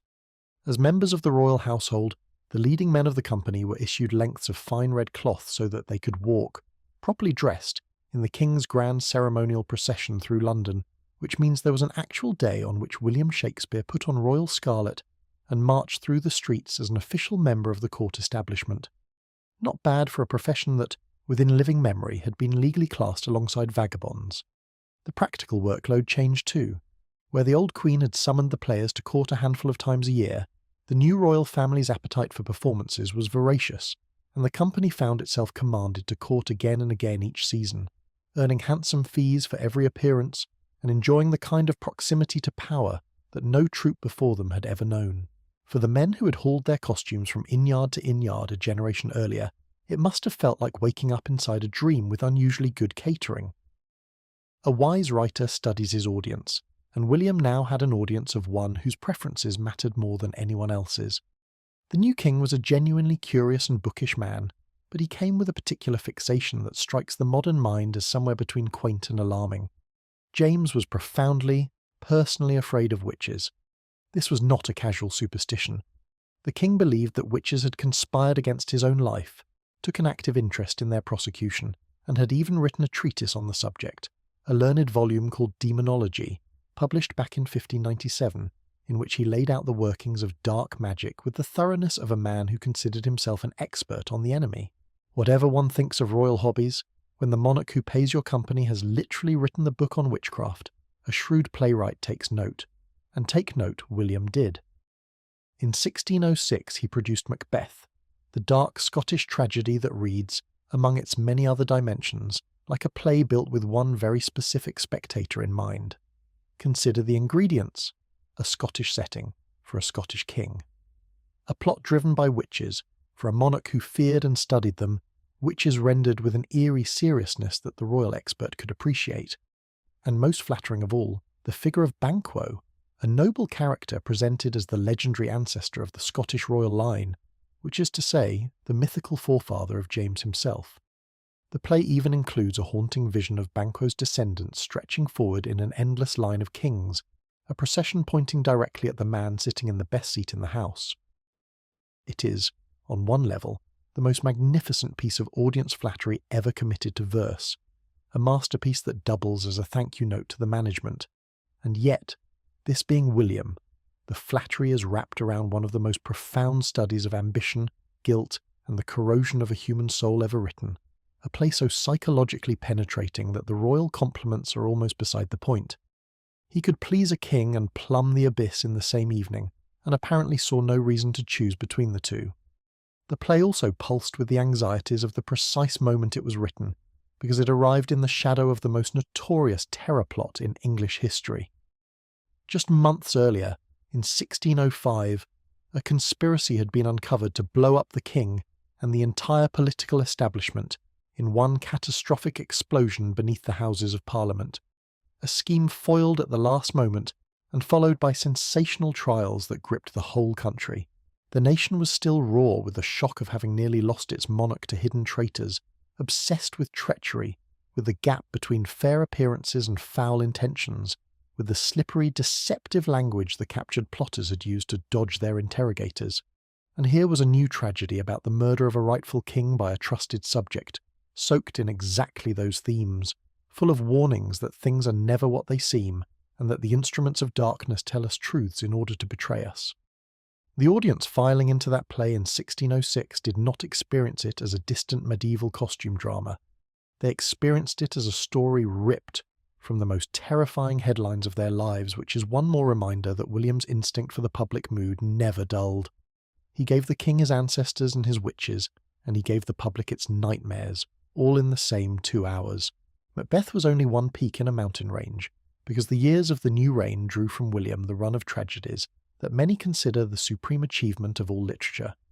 There was Othello, the devastating study of a noble outsider destroyed by jealousy, manipulated by one of the most chillingly intelligent villains ever conceived, a play about trust and poison whispered into a willing ear. There was Measure for Measure, a dark, uncomfortable comedy about justice, hypocrisy, and the abuse of power, the kind of play that sends audiences home arguing rather than smiling. And there was King Lear, the colossal tragedy of an old king who divides his kingdom between the daughters who flatter him and casts out the one who loves him, descending through betrayal and madness toward one of the bleakest endings ever staged. Even this towering work had a root in the news of the day. Around 1603, a real case had caught public attention. The sad affair of an elderly gentleman named Brian Annesley, whose elder daughters attempted to have him declared mentally unfit so they could take control of his estate, while his youngest daughter fought to defend him. The parallels are unmistakable: an old man grasping elder daughters, a loyal youngest child, and it appears that William, with his usual instinct, took a sorrowful little legal story from real life and expanded it into a universal catastrophe about age, ingratitude, and love. The man read the news the way other people mine gold. There was also Coriolanus, the late Roman tragedy of a brilliant, arrogant soldier who cannot bring himself to flatter the common people, and this play too carried the fingerprints of current events. In 1607 and 1608, the Midlands, William's own home region, erupted in riots over food, desperate country people rising against shortages and the practices of landowners while grain was scarce, and the play opens with exactly such a scene: hungry citizens in revolt, debating with the powerful about who deserves to eat. Given what we learned earlier about William's own well-stocked barn in a hungry year, there is a certain piquancy in watching him dramatise a grain riot with evident sympathy for both sides. The man who held the malt wrote the rioters some of their best lines, which is either hypocrisy or honesty of a very high order, depending on how charitable you are feeling. Perhaps it was simply the novelist's trick of seeing every side of a question, including the side that inconveniences yourself. Then, in 1609, came the publication that has launched more speculation per page than anything else he ever produced. A volume appeared bearing the title Shakespeare's Sonnets, gathering at last the private poems we heard rumours of earlier, the verses that had circulated quietly among friends for years, now suddenly available to anyone with the price of a book. There were 154 of them, and they were unlike anything the public had seen from him. These were intimate first-person poems of love, desire, jealousy, shame, and obsession, and they appeared to trace relationships with two mysterious figures. To appreciate how unusual they were, you have to know what a sonnet was supposed to be, because England had recently been through a full-blown craze for the things. In the 1590s, fashionable poets had churned out sonnet sequences by the dozen, and they all followed the same well-worn formula: an adoring poet worshipping an impossibly perfect, impossibly distant lady, her eyes like suns, her lips like coral, her cheeks like roses, her cruelty like, well, every other sonnet lady's cruelty. It was a genre that had calcified into cliché, the literary equivalent of greeting card verse, and everyone knew the moves. William took that formula and cheerfully dismantled it.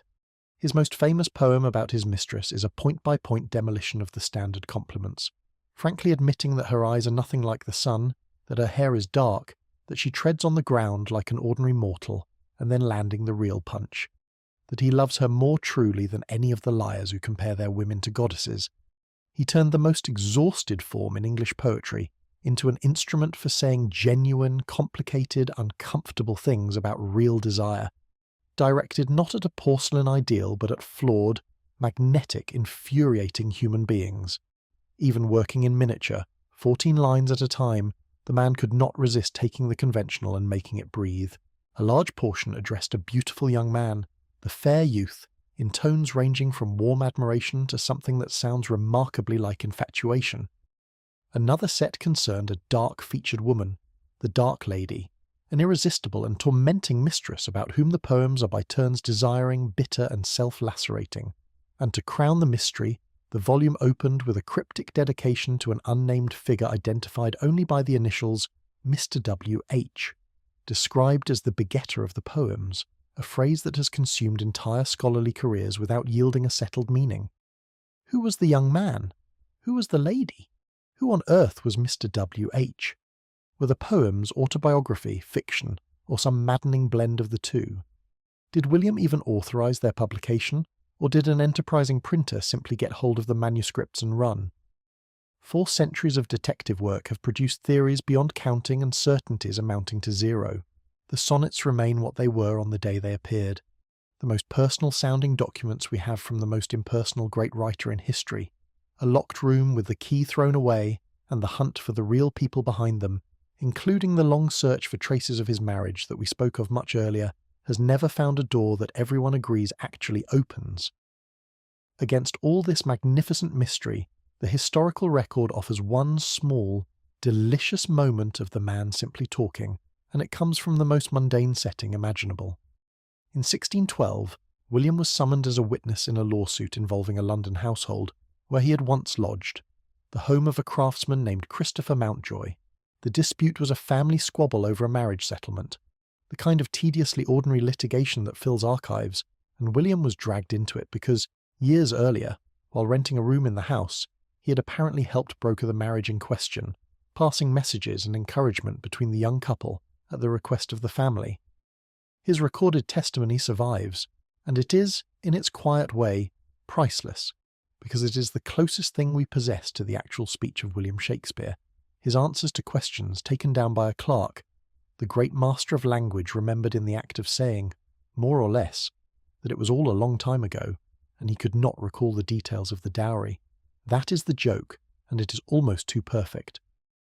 The one time history pressed the record button on the most eloquent human being who ever lived, it captured him politely failing to remember the financial particulars of someone else's wedding. The documents, as this story has demonstrated from the beginning, have a flawless instinct for preserving everything except what we actually want.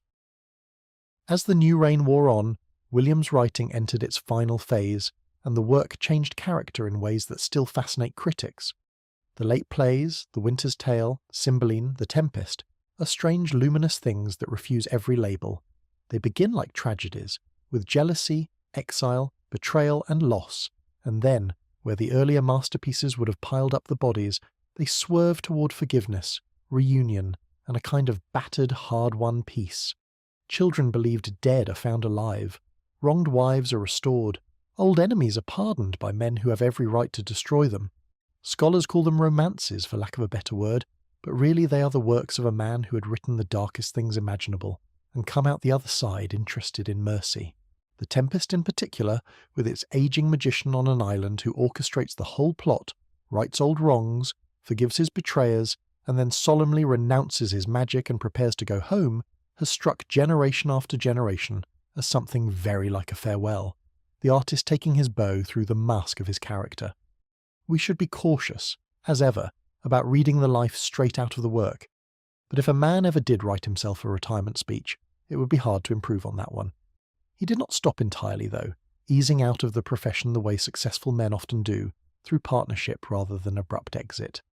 His final works for the stage, The History of Henry VIII and a romance called The Two Noble Kinsmen, were written in collaboration with a younger playwright named John Fletcher, the rising talent who would inherit his position as the company's house writer. The old master and the new one worked together, the torch passing in real time, and it was during a performance of that very Henry VIII that the cannon misfired and the thatch caught, and the globe burned to the ground in the fire we witnessed earlier, which means William's stage career ended with impeccable dramatic timing in actual flames. By around this time he had largely withdrawn to Stratford, to the fine house and the gardens and the tithes and the rents, the most successful writer in the world settling into the life of a prosperous provincial gentleman, which, you will recall, is exactly the life he might have had from the start if his father had never gone broke. He had circled all the way back, except that now the comfortable obscurity was fame, and the inherited estate was one he had built himself, and somewhere in between he had happened to transform world literature. As retirements go, it was reasonably well earned, which brings us gently to the final act, and to the documents that have kept the world arguing ever since. In January of 1616, William turned his attention to his will, summoning the lawyer and setting down how his considerable estate should be distributed, the document declaring him, in the standard legal phrase of the day, in perfect health, which the events of the following months would render darkly ironic. The immediate prompt for all this legal activity appears to have been family trouble. His younger daughter Judith, the surviving twin, was marrying a man named Thomas Quiney, and William, by every indication, did not care for his new son-in-law in the slightest. His misgivings, it must be said, were swiftly vindicated, because the bridegroom almost immediately disgraced himself in a scandal that confirmed every doubt a protective father could have harboured. William responded the way careful men with lawyers respond, by restructuring his will to keep his money out of Quiney's reach, protecting Judith's inheritance with conditions while effectively cutting the husband out of any claim on it. The bulk of the estate, the houses and lands assembled over a lifetime of shrewd accumulation, was settled on his elder daughter Susanna and her line, bound up in careful legal language designed to keep it intact through the generations. Even at the end, with his health failing, the man was thinking 3 moves ahead on the chessboard of property.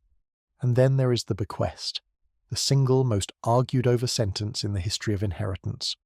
To his wife Anne, his companion of more than 30 years, the mother of his 3 children, the document leaves exactly one specified item, the second best bed, with its furnishings. That is the whole of her explicit mention. No houses, no money, no tender words, just the second best bed, inserted by the look of the manuscript as an afterthought between the lines. Here, at last, is the resolution of the puzzle we set all the way back at their hasty wedding, and the resolution is that there is no resolution, only 2 camps that have been at war for centuries. The dark reading says this was a calculated slight, a cold farewell from a husband who had lived apart from his wife for decades, and wanted posterity to know exactly where she ranked, somewhere below the good furniture. The warm reading points out that the best bed in a household of this era was typically the showpiece reserved for guests, while the second best bed was the one the married couple actually slept in, which would make this bequest not an insult but the most intimate object in the house, the bed of their marriage, deliberately singled out. The warm camp adds that a widow was in any case entitled by custom to support from the estate, so Anne hardly needed a detailed provision. The dark camp replies by pointing at certain other arrangements, like that curiously structured London property purchase we noticed earlier, which could be read as designed to limit a widow's claims. And there the argument has stood for 400 years, a marriage's entire emotional history compressed into one piece of furniture, with the truth locked away in the one place no scholar can subpoena. If William wanted to guarantee that the world would never stop talking about his marriage, he could not have drafted a better sentence. He did not have long to enjoy his careful arrangements. On the 23rd of April 1616, William Shakespeare died at New Place, aged just 52, and if the traditional dating of his birth is right, he managed the eerie symmetry of dying on or about his own birthday. The cause is unknown. The most colourful account, recorded decades later by a Stratford vicar passing along local law, holds that William had enjoyed a merry reunion with his old friends, the poet Michael Drayton and none other than Ben Jonson, that the 3 drank rather too enthusiastically, and that William caught a fever from the festivities and never recovered. The story is unverifiable and probably embroidered, but one understands why it stuck. Going out after a cheerful evening with Johnson, the friend who mocked his mustard and loved him anyway, is exactly the ending an audience would write. He was buried in Holy Trinity Church in Stratford, the church of his baptism, bringing the story full circle to within a few streets of where it began, and his grave bears one final flourish, an epitaph in verse that does not celebrate his genius or list his achievements, but instead delivers a blunt warning, blessing whoever leaves the stones above him undisturbed, and calling down a curse on any man who dares to move his bones. Grave digging and the relocation of old remains were common enough in busy churchyards, and the poet evidently wanted none of it. Whether he wrote the lines himself nobody knows, but the threat has worked flawlessly. 4 centuries of curiosity, and the bones have never been touched. His very last piece of writing, if it is his, remains the only one that achieved exactly what it set out to do, with no scholarly debate whatsoever. Death, however, was merely an intermission, because the most important event in the entire story of his fame happened 7 years after he was gone. The plays, remember, belonged to the company, scattered across good editions, pirated mangles and unpublished manuscripts, and roughly half of them had never been printed at all. If matters had been left there, time would have done what time does to unprinted paper. Enter two heroes whose names deserve far more celebration than they get: John Heminges and Henry Condell, William's fellow actors and sharers, his colleagues of more than 2 decades.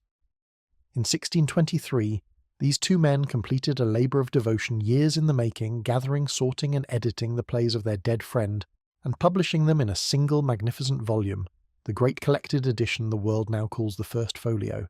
It contained 36 plays. Without it, around half of them, including some of the most celebrated titles in world literature, would in all likelihood have vanished from the face of the earth, surviving, if at all, as nothing more than names in old lists. Every performance of those rescued plays, in every theatre on every continent for the past 4 centuries, traces directly back to the friendship and stubbornness of 2 actors who thought their colleague's work deserved to outlive him. They stated plainly that they did it without ambition of profit, only to keep the memory of so worthy a friend alive. Posterity has taken note of the value in its own way. A surviving copy of that volume now changes hands for sums in the region of $2.5 million, which works out to a rather handsome return on an act of love. And at the front of the volume, Ben Jonson, given the last word on his old rival, delivered the verdict he had withheld through all the years of teasing, hailing him in a soaring tribute as a writer who belonged not to one era, but to every era to come, the sweet swan of his river, the star of poets. The man who joked about mustard wrote the most generous epitaph in literary history, and he turned out to be precisely right.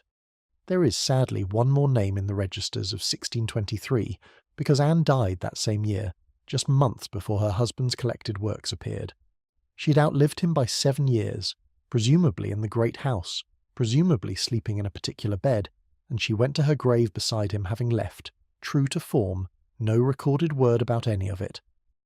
The woman at the centre of literature's most debated marriage exited as she had lived, in documented silence, and the second best bed kept its secret. You might think the story ends there, with the genius buried and the work saved.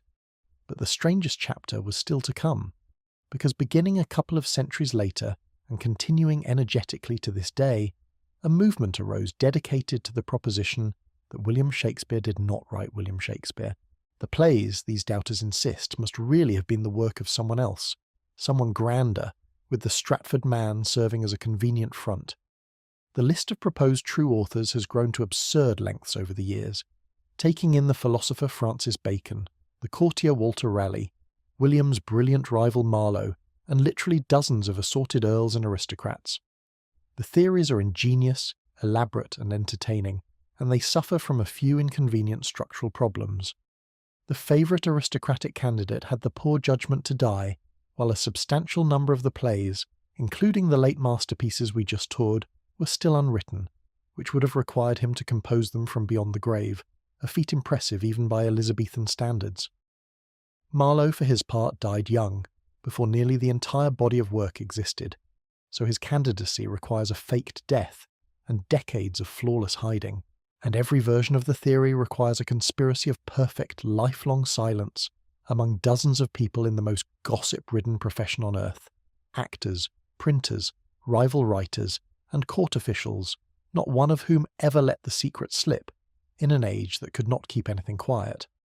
The lengths to which devoted doubters have gone are themselves a minor chapter of human comedy. Enthusiasts have spent lifetimes running the plays through elaborate secret codes, convinced the true author hid his confession in cipher between the lines, and have come up with whatever message they were already hoping to find, which is the traditional outcome of that method. Others have organised actual excavations, digging hopefully for buried manuscripts that have a perfect record of not existing. The bones in Holy Trinity mercifully remain protected by that excellent curse.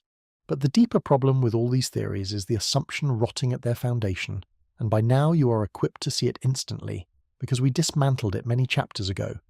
The entire doubting enterprise rests on the conviction that a mere grammar school boy from a provincial market town could not possibly have possessed the learning these plays display, that true genius requires a university gown or a noble pedigree.